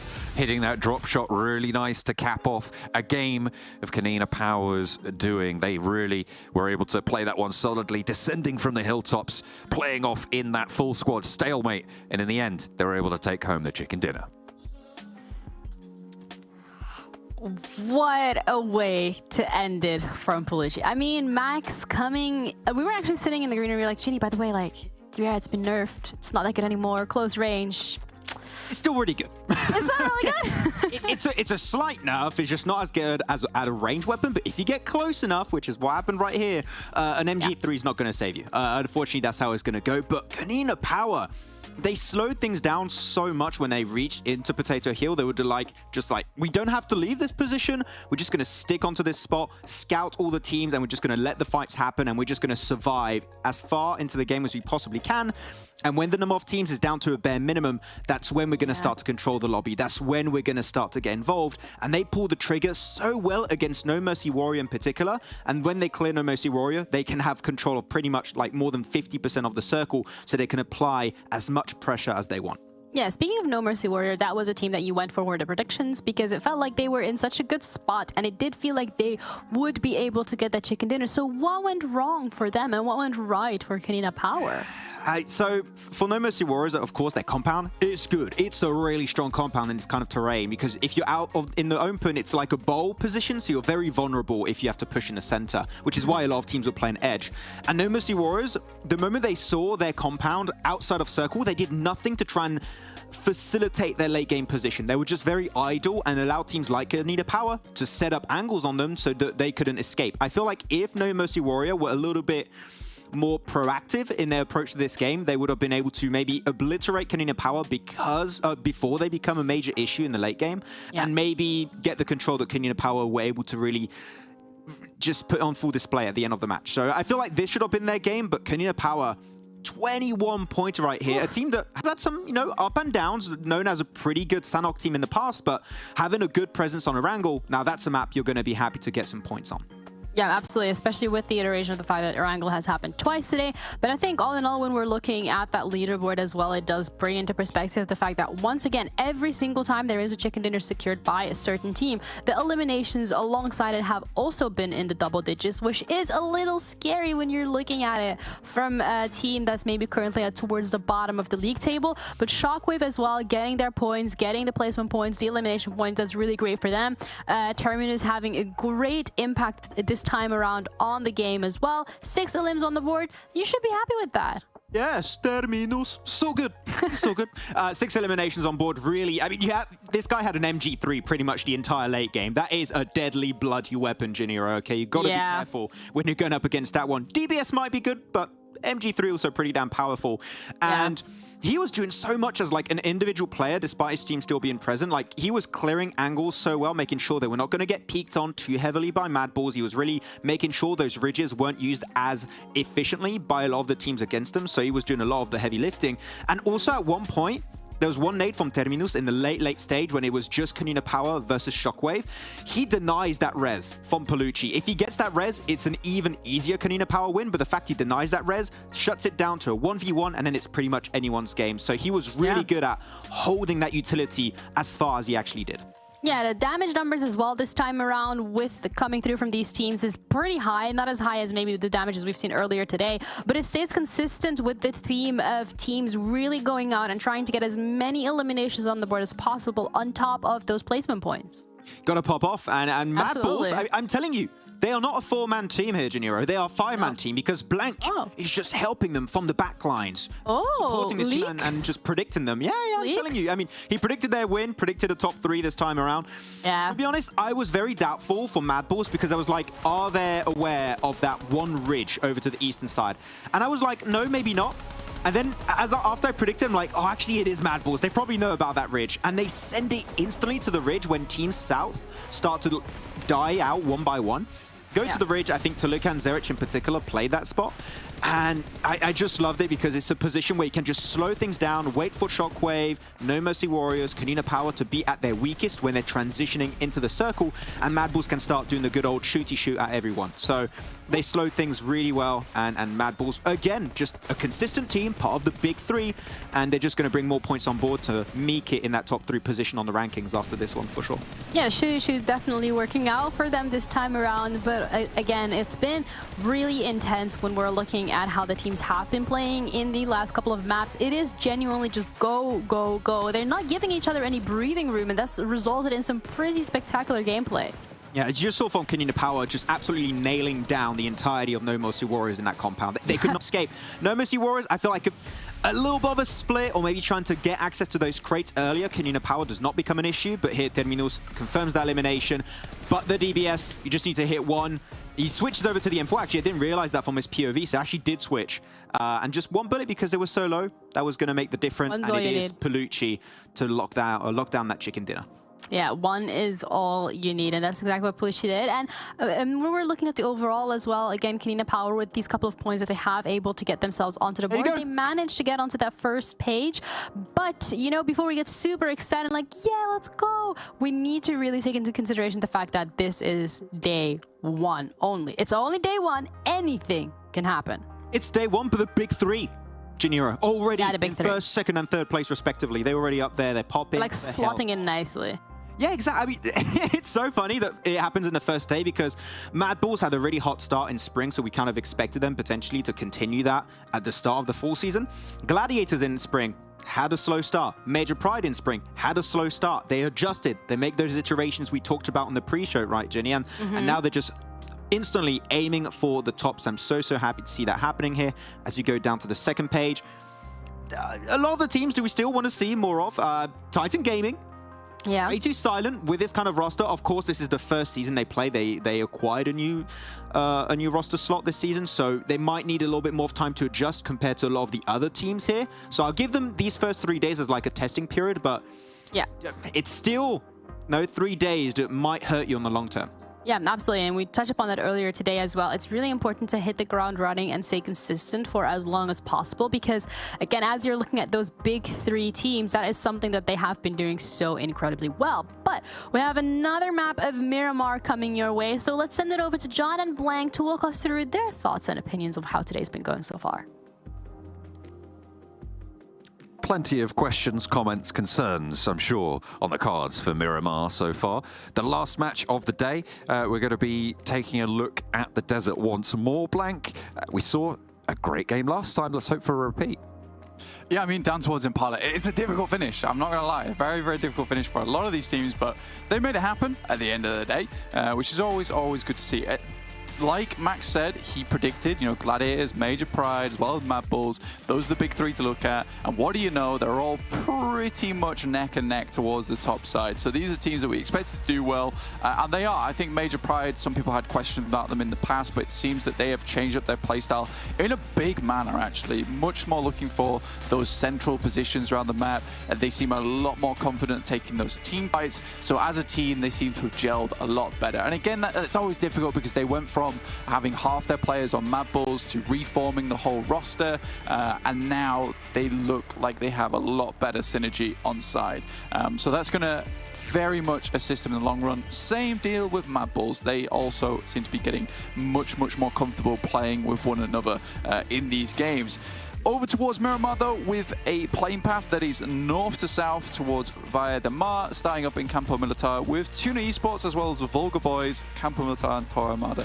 I don't really like these spots on the map, but again, it's whatever you can get early on. And I think if you're dropping out this early, you can grab vehicles and get out from this position down towards the circle. Fairly nifty.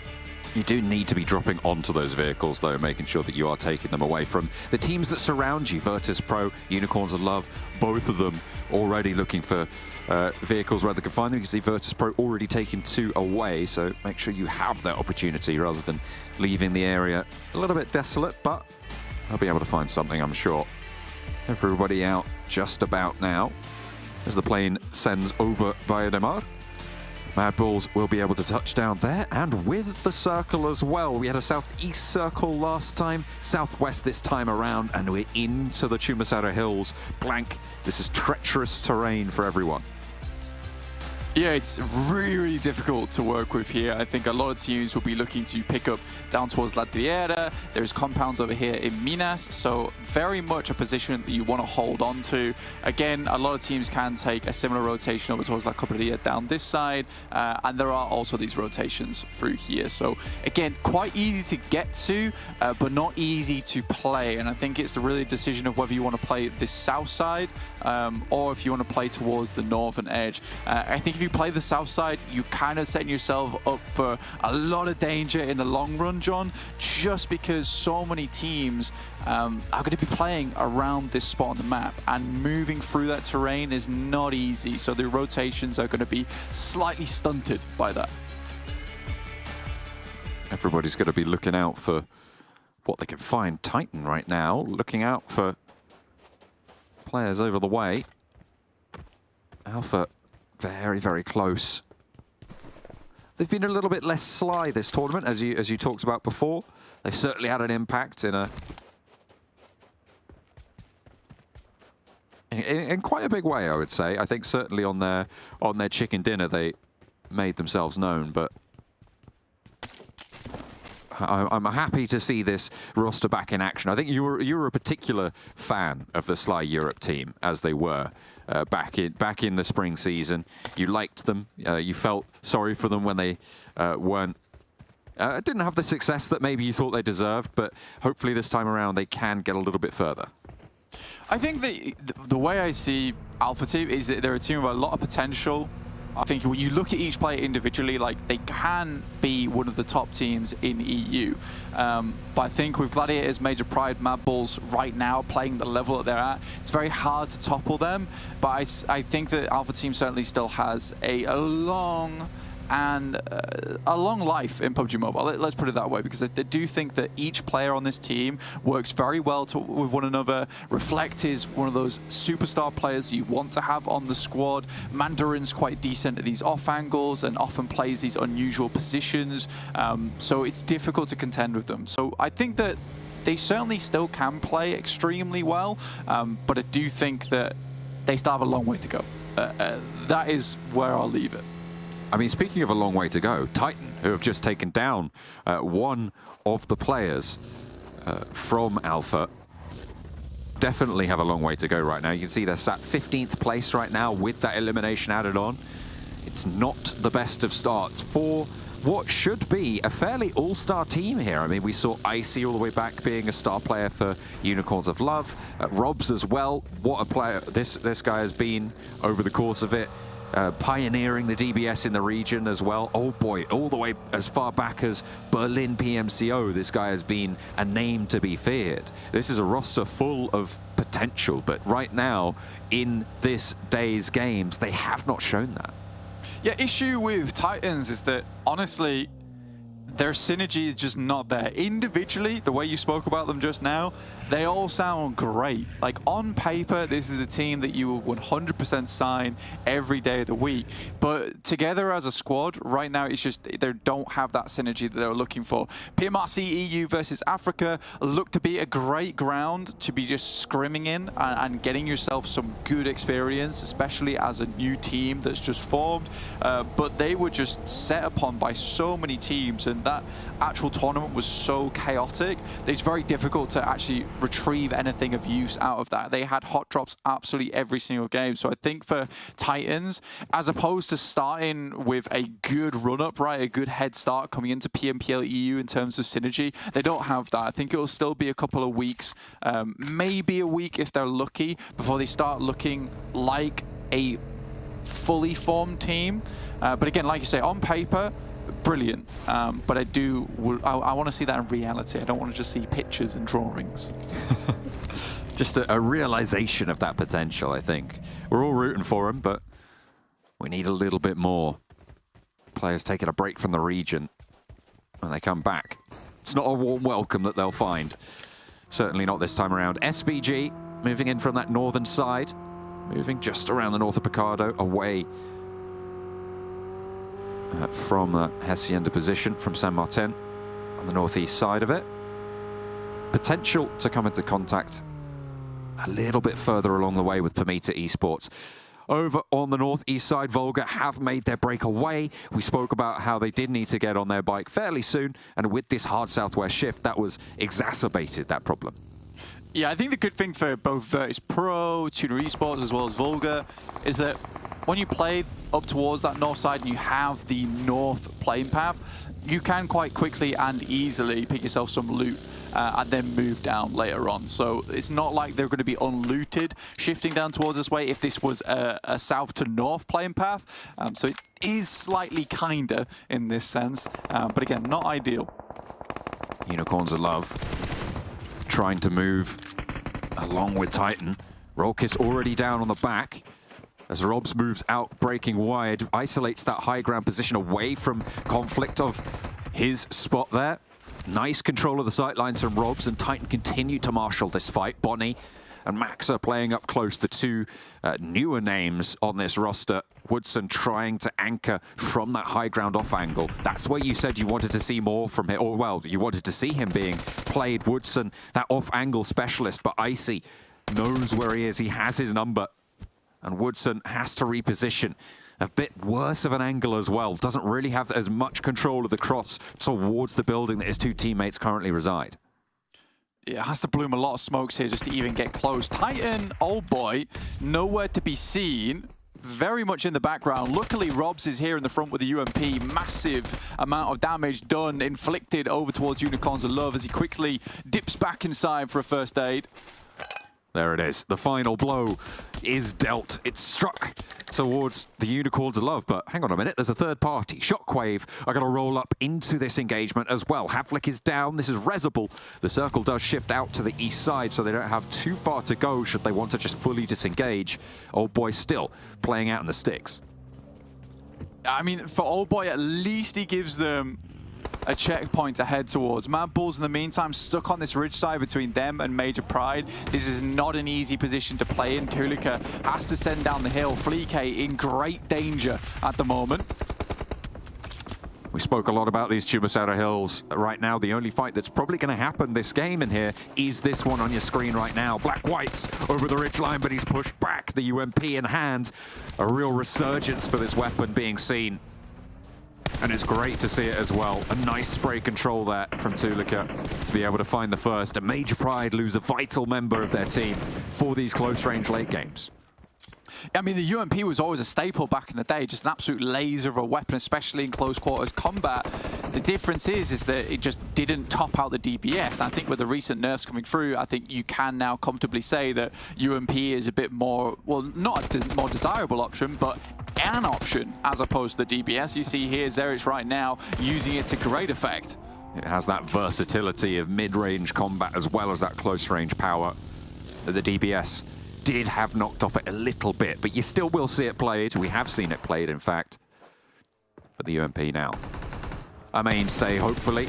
A little bit more on the option list, as you say. Shockwave losing a lot of players. They tried to third party to Titan, but Titan are biting off more and more and more. They're moving forwards. They're all four alive, and now they're looking for that 8th point on the cards. But unfortunately, Terminus has 1 and 2 as well before he's finally taken down by Havlik.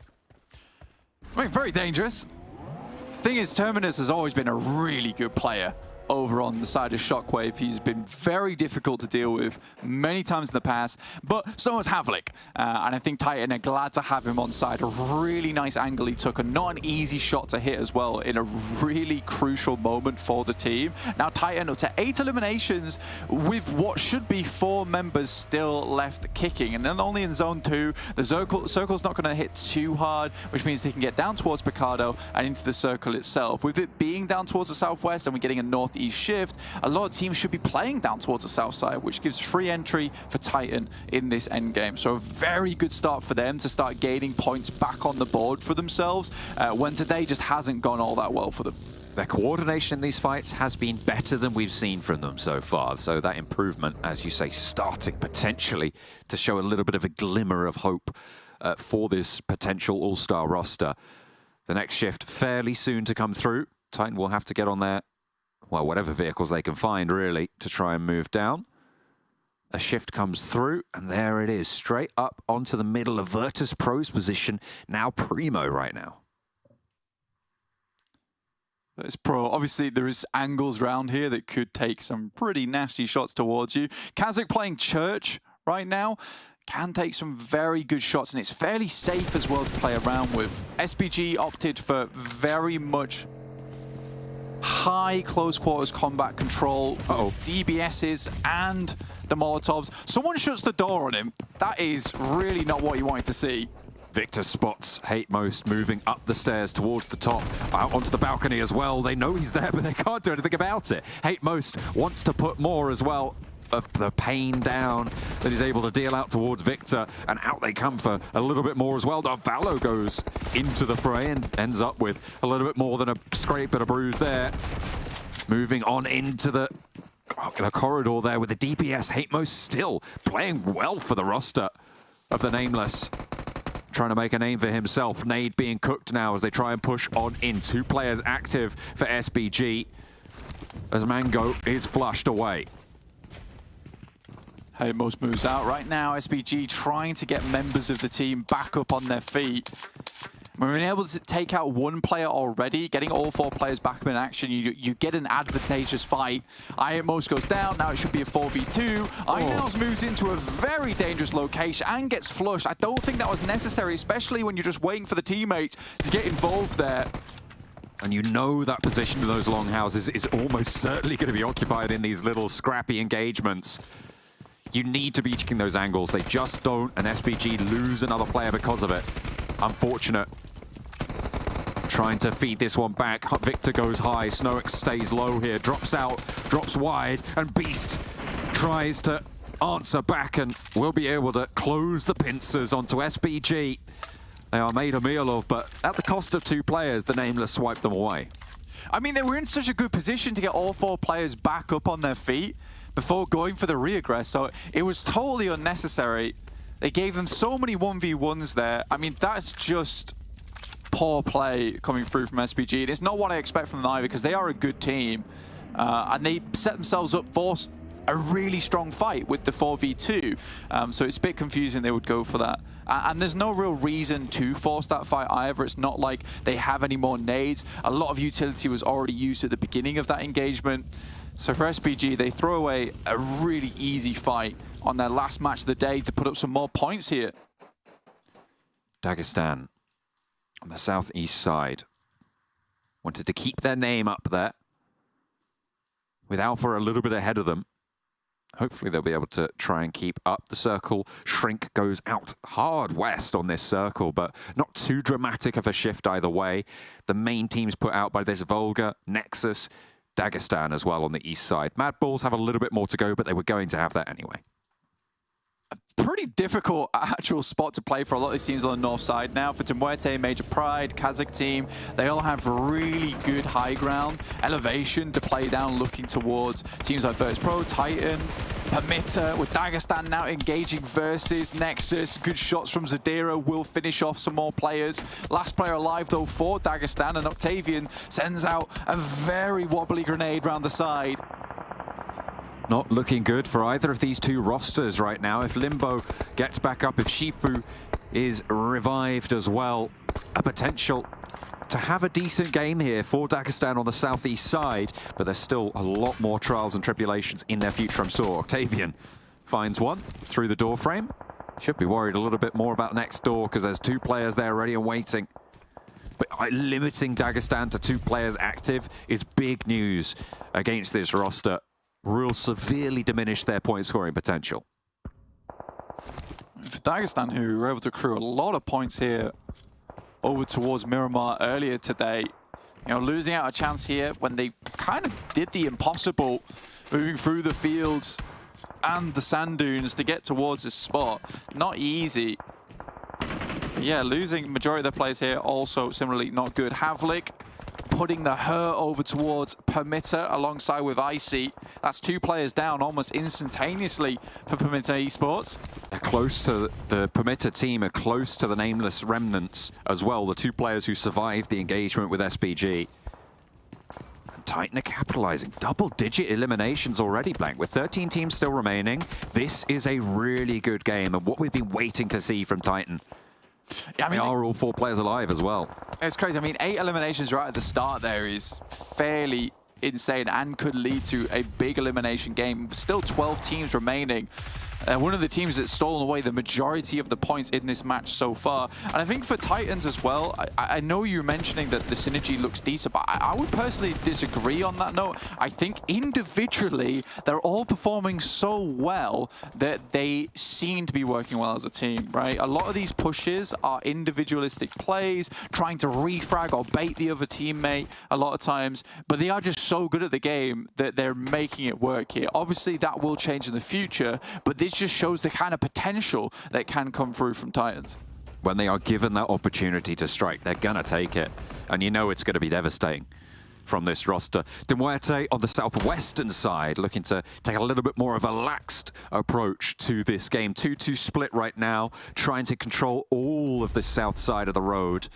It's going quite well for them so far. MADBULLS behind them on the south side, playing on with all 4 players. KASIK team as well. Another 4-player roster taking residence on a really nice high ground position, overlooking a lot of the positions from the teams out to the northeast of them. Yeah, Church is really strong looking down towards this northern side. Obviously, VIRTUS.PRO hoped the circle would move up towards the north. Now, again, it's this ridge side that you really want to take care of, is this one here. Like, everyone towards the north is going to really struggle going forward in this game. Like, VULGAR boys, as well as VIRTUS.PRO, have to move over open ground. That's going to be difficult to deal with. And I do like that you have this split right now coming through from MUERTE. Like, they have sight lines over here, up here, making sure the cross cannot happen coming through on the screen. Alpha will have to move fairly soon as well. PERMITTA did get isolated in that northwestern side, and Icy now from Titan has scouted all the way in nice and quick after they'd limited the threats on that northwest side. They have managed to move all the way through, and Robs will start to regroup. Old Boy and Havlik bringing up the rear, and a reposition comes through from Titan. They get to the crossroads, and they have a good time there. I think for Titan, obviously this is going to be a difficult push. It's going to be a difficult push to get up here. A lot of teams have sight lines over this way, but if they can huddle up, try and take some shots, be spiky like the Hedgehog, VIRTUS.PRO might have difficulty getting over towards their location. But right now for Titan, it's a case of having Havlik in the back, making sure you can spot any of these wide rotates, especially coming through from the VULGAR boys. They might even want to get involved with this in-game. I mean, they have to now. They don't really have a choice in the matter. Are they just going to sail straight on through for VULGAR? No, they're going to draw short. Old Boy has to hit the deck, but that's the second knock sent out. Can they anchor this position? Icy is eliminated, and it's just Havlik now. Titan were looking good, but they will be closed out here in their massive points potential. They've already had a good game, though, Blank. 12 eliminations on the game. Will be able to pick up maybe 1 or 2 more, but that will be probably all we'll see from them. Yeah, I mean, the response time from there was pretty horrendous coming through from Titan. I mean, the spray downs looked very easy, especially with the route that VULGAR boys were taking. It ends up just feeling like one of those situations where once he crashes, then everyone just turns and shoots. And in the meantime, we did see Robs just kind of stand there and take vehicle after vehicle in his face, which I don't think is ideal. Elementrix and VIRTUS.PRO, though, we'll keep on going. One of the star players from our previous season playing over on ARR. Really good off angles this guy takes. And I think, interestingly, he's able to pull the team with him and make some unusual decisions in terms of rotates maybe down on a very, very hard, wide swing. And that often leaves teams feeling very, very confused by the positions that they take. So, but right now, VIRTUS.PRO playing a very standard game, just staying in this compound, trying to maintain control. They can move up to the ridgeline that is down towards their south side. But MUERTE doing things very differently to how No Mercy Warriors played out our last Erangel, right? You know, they're playing a big split here. They're trying to maintain control over what they know is one of the strongest positions on the map. Take a look at where Zero is right now. He moved up there to that ridgeline, the shadow from the hilltop keeps him safe from all the teams on the south. The danger is obviously from VIRTUS.PRO on that northern approach, but if the rest of TUNA can back up and cover that cross, this is a solid foothold for TUNA to be able to get into the next circle. But beyond that, it's a very difficult ascent to be able to get any further. I think for a lot of TUNA Esports at least. I mean, this is the ridgeline I was talking about earlier that you can move down through, that VIRTUS.PRO most likely will want to take up later on. You can play from this spot. It means the peaks are a little bit more dangerous, but the side swipes right now are mostly eliminated. The only team that TUNA Esports has to worry about mainly is VIRTUS.PRO. MUERTE maintaining control at the moment over towards Havlik. Again, this position from KASIK is incredibly strong over towards Church side. The high grounds that you can get from this position just make life so difficult. For TUNA Esports, this position they felt like was pretty defended from, but they had to immediately send towards zero as soon as they saw this circle. They had really no other choice. I don't understand the decision making behind staying here for too long. Maybe you're trying to watch out for VIRTUS.PRO's push, but I don't think that's worth taking the shots from KASIK team. In they go, VIRTUS.PRO trying to get straight across the road as well. Two players are there, but Rude is already down and the DPS eats them alive there on the crossing. Really unfortunate try there from VIRTUS.PRO. They get nothing for it either. Zero taking a little bit of damage, sure, and nade launched over the rest of TUNA. Actually losing a player on the backline as Noshi has to get rezzed up there. We'll be able to get back on his feet with a teammate pulling him back up. Beck and Elementrix for VIRTUS.PRO, trying to keep this one together. Beck right now on the ground. It's going to be super hard for him. A very tricky situation to be in. I like this play from Fury. It's so dangerous, but if you can pull it off, he'll get a lot of damage done over towards TUNA Esports. You have to invest the smokes to make this happen because you are just stepping out into open ground right now. But if you can get one knock, should be able to swiftly deal with the rest. Luckily, TUNA Esports is very quick on their feet, stamping around, making sure that they can jump out of the way of that nade as soon as it hits the floor. MUERTE are controlling so much ground here, Blank, still in Zone 6.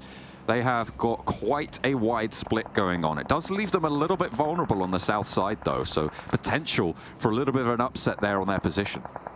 Yeah, I mean, right now, MUERTE having Corker and Milky Way in the back, these guys are essentially just scouts. I mean, Fury and Malloy understand that their positions are so uncontestable from the players underneath. Like, Fury, look how he can just spot over the top. Like, TUNA Esports can do nothing about this. Beck, in the meantime, takes down Obito. So, for them right now, Corker and Milky Way just need to send back information that there is players on that south side.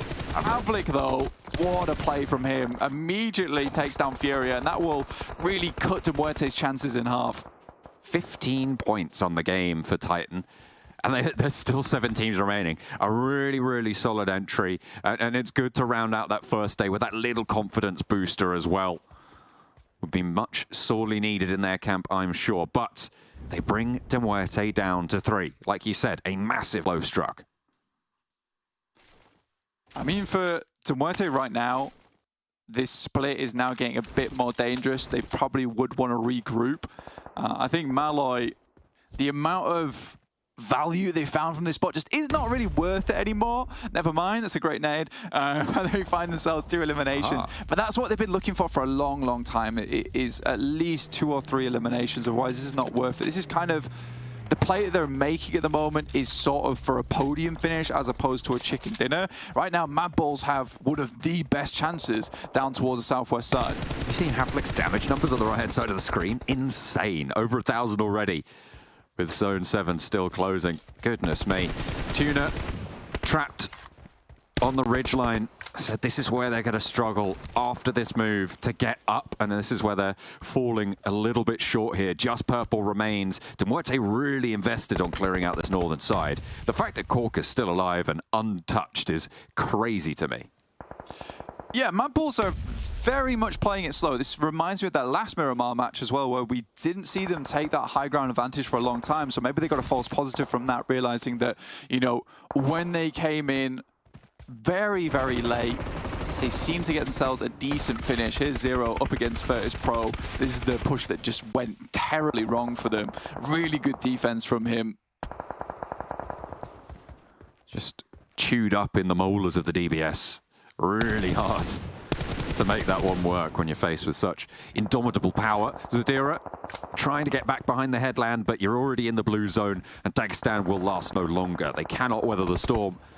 They will be eliminated from the east side. KASIK team trying to push on in as Alpha have looked for their spot. KORK still alive under the close, watchful eyes of MADBULLS. They are moving up right to that ridgeline. MUERTE still leaving 2 up to the north to deal with 1 player purple.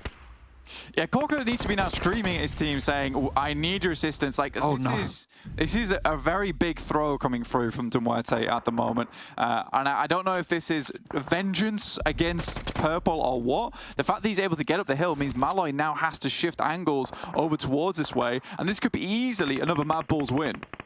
With the circle that sits as well, MUERTE should have had all the power in the world. That opening from Havlik really let them bleed out here. A nade over the top from purple. Looks like it could be on target, just a little bit short. Malloy looks to reposition. MADBULLS have not crested this ridgeline just yet. They do not have the info. And Malloy can regroup, so MUERTE will have to play on us too.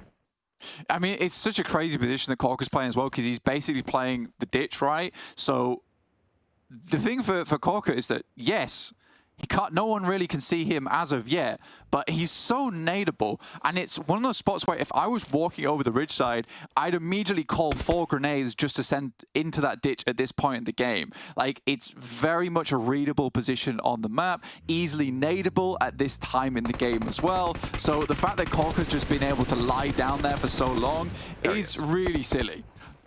No way. No way has he managed to get away with that. Oh dear, Skills just doesn't quite find the final shot to the ankle as he slithers his way back behind the rocks. He even puts it out there again, but will be able to tuck it back in this time. Purple outside of the zone will need to move forwards. Malloy's head just about crests that ridge, but able to stay alive for the time being. MADBULLS not willing to leave their high ground, and finally someone sees KORK and is able to get the knock. Yeah, I mean, right now, MADBULLS have played a very good game, very slow game, not very typical of what we see from them in the long run. Purple gets his revenge over towards MUERTE, who have been harassing him all game. But MADBULLS, at the moment, with the Mini 14 as well in hand for Fleek, like, taking these shots down towards KASIK team as they try and crest the ridge is going to be very easy. Malloy, MG3 in hand, look to put it to good use, can get a nice side swipe over towards TUNA, but this is the final zone now. I know it doesn't feel like it because there are so many teams still left alive. 4 teams still in the fight, 2 solos and 2 full squads. MADBULLS want to regroup. They're repositioning away from Malloy on the northern side, but he spotted purple, as have KASIK team. 3 teams now remain, so they've laddered up into 3rd place for MUERTE. MADBULLS want to try and take this fight straight to KASIK, but KASIK have the center of the circle, so it is on MADBULLS to find the opening, and they'll do just that with a nade sent back over, though there's an answer. Zerich takes the knee. Out wide, KASIK can't get the res, but it's available for MADBULLS, and the shots will shut down even more as well. The flush is good. KASIK team move up, and they still play that central spot. Yeah, really well done to MADBULLS so far. Sends a stun grenade over the top to delay them. Keep the sight lines off. They want to maintain control of these nades because I don't think MADBULLS has a huge amount of utility, so they need to wait for them to get a little bit closer. Right now, Malloy, though, just unleashes with a barrage, and Fleek's happy to help. Zerich opens up for Skillsers. They're looking for more. KASIK team starting to wane now, and the MADBULLS time is now. They roll straight on over. Ingush tries to rebuff the push, but will not be successful. Frozen taken low, but his teammate not going to be able to find the final shot. Malloy now in a 1 versus 4, and the MADBULLS look to put a second up on the board. A chicken dinner on the cards, and they will be able to claim it. A little bit too slow maybe to take down KORK, but it will not matter in the end. Another chicken dinner for MADBULLS. 2 chicken dinners on the day for MADBULLS is really impressive, considering we haven't seen this kind of performance from this team in a long, long while. And I think they've been playing a much slower, much more calculated gameplay. And I feel like Fleek's really found his role within this team, right? You know, Zerich is able to play off the back of him, similar how he was able to play off the back of him with effect back in the day on MADBULLS. So really, really good understanding of their own team. TUNA, still that guy that kind of make or break your game, but I think he's being a bit more reliable too. And I overall enjoy this slower type of gameplay coming through from MADBULLS. With a lot of teams and a little bit of tumultuous of a situation, the MADBULLS have found their center. They have calmed down and seen the light. They are ready to take on this lobby, certainly in the first day's games, where we will end here. But we're going to head back over to the desk to break it all down. We're back on the desk with Ginny and Max because we're going to try and break down what we just saw. I want to start off completely honestly here and say MADBULLS today have absolutely not only lived up to the expectations, but completely blown them out of the water, Max, with the consistency. And number two, what happened to Titan?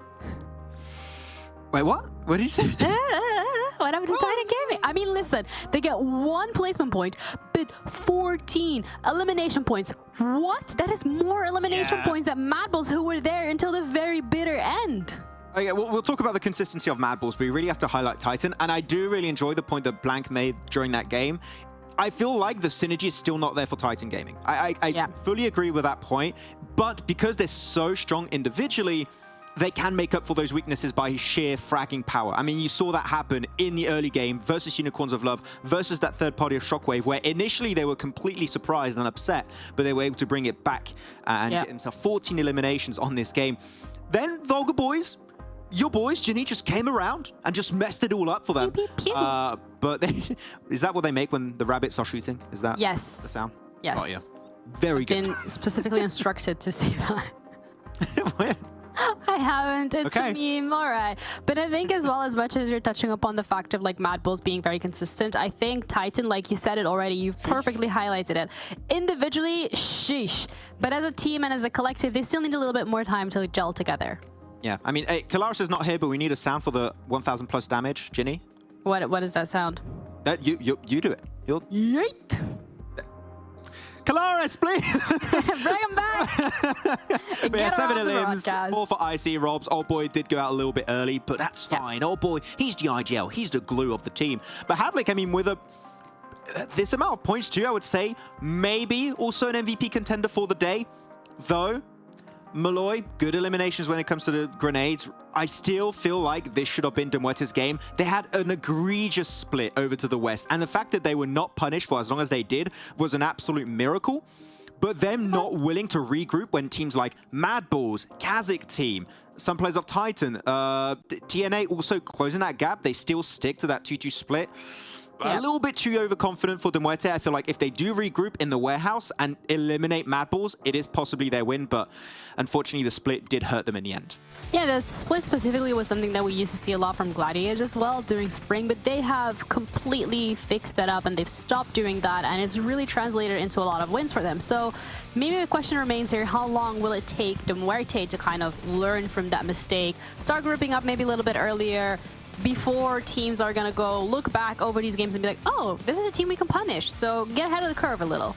I'm hoping that starting tomorrow, actually, Ginny, they can look back, because this is a very obvious weakness. Like, you're looking at this game, like, okay, there's a dink in the armor right now. You see that teams are going to punish that. And instantly, you see even Furia North, he's been a little bit overconfident. He gets peaked, and because they're split, when you get knocked, you're going to be all really hard to res, and it's going to require a lot of resources for that res to come through, or you're just going to die. Which in this case, Furia died. Malloy had to fill in his position up north, and exactly, that's the knock you just saw, that he was a little bit overconfident, and Malloy could not transition fast enough because he had to eliminate the remnants here of Havlik for Titan Gaming.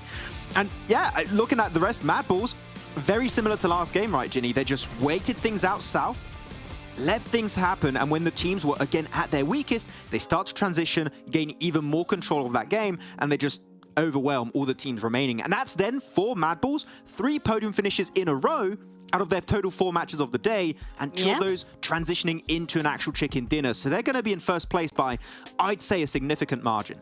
Yeah, absolutely. And that's definitely the perfect point to look up at today's winners in general, because yes, MADBULLS has had 2 of them. Gladiators started off with a strong start as well. We have KONINA Power on top of it. I mean, it looks like every single one of these teams so far, even the new team, Alpha team, like what we expected happened today. We expected the strong 3 top teams to be performing. That's what they did. We expected maybe a little bit of an upset. That's Alpha team coming through and showing us exactly what they're capable of on day 1. KONINA Power, I think KONINA Power will always be like that little horse that gets onto that podium, but maybe not as consistently as we like them to, but they have their games, they have their moments, and they have their podium finishes.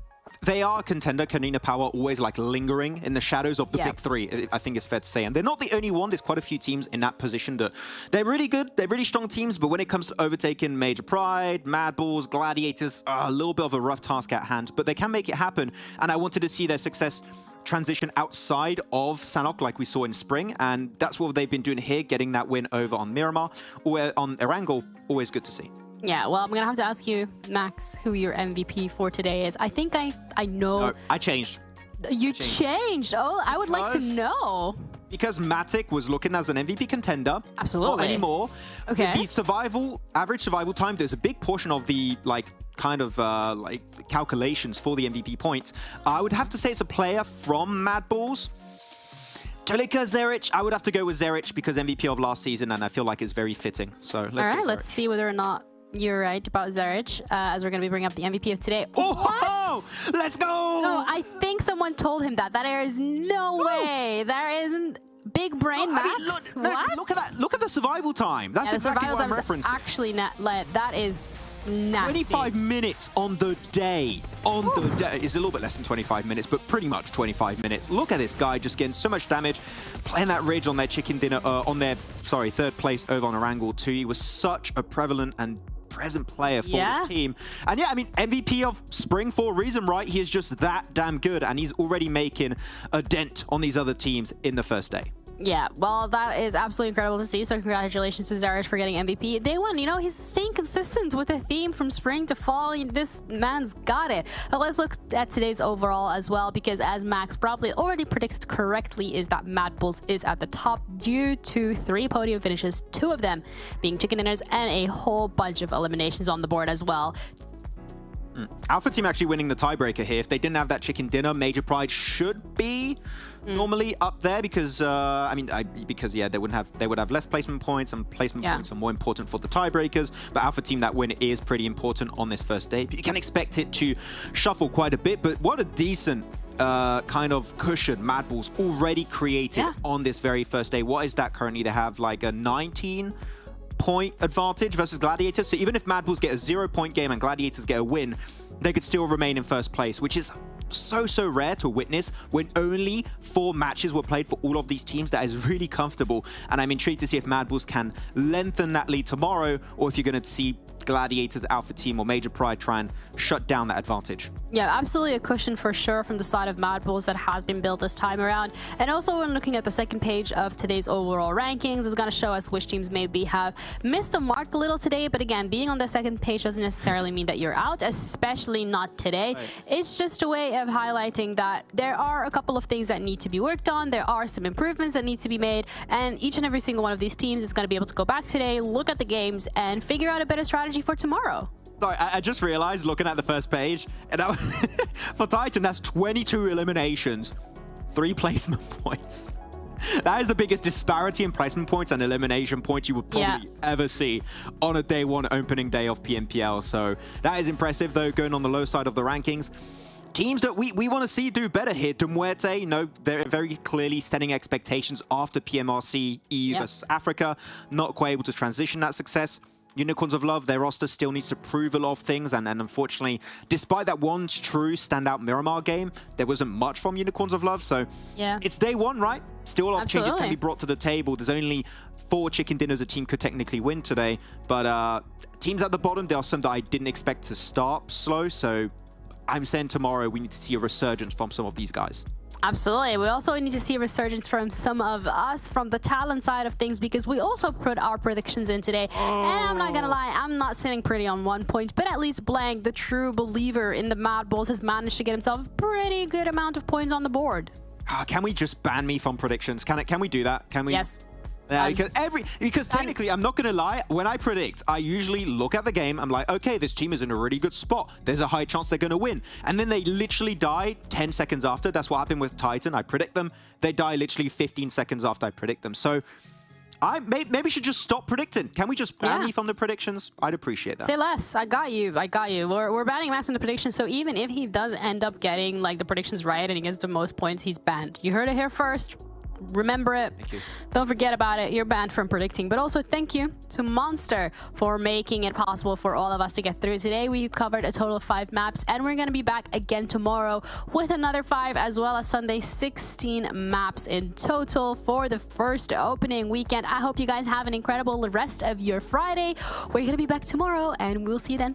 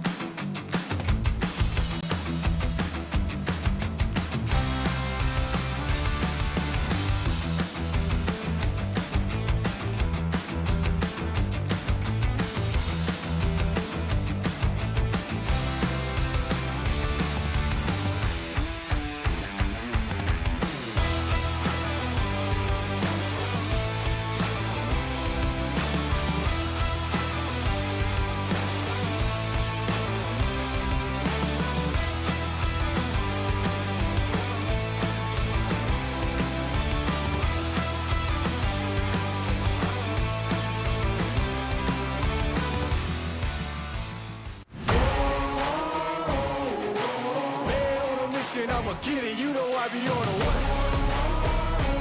Yeah. You know I be on a what? Man on a mission, I'ma get it. You know I be on a what? Yeah. It's all hard, ain't no fear here. You ain't giving this to all, you steer clear. Never beat, I've been down and I reappear. You got some money on the line, you better put it here. Rolling in and doing that work. Check priorities, I'm doing that first. Checks big and I'm sure that hurts, but it's checkmate, we ain't selling short, know the work. Ain't nowhere to hide, you ain't gotta see me come and keep me on your mind, cause I be on the work. Yeah. You know I be on the work. Man on a mission, I'ma get it, you know I be on the work. Yeah, man we coming for them bags. If they said I couldn't have, get the team. I got a vision for the things you ain't believe. And here's the motto, hard work that's over everything. It's that comeback. I'm calling plays, hit the pass, then the run back.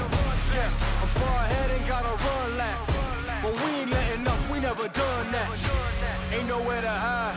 You ain't gotta see me come and keep me on your mind. Cause I be on the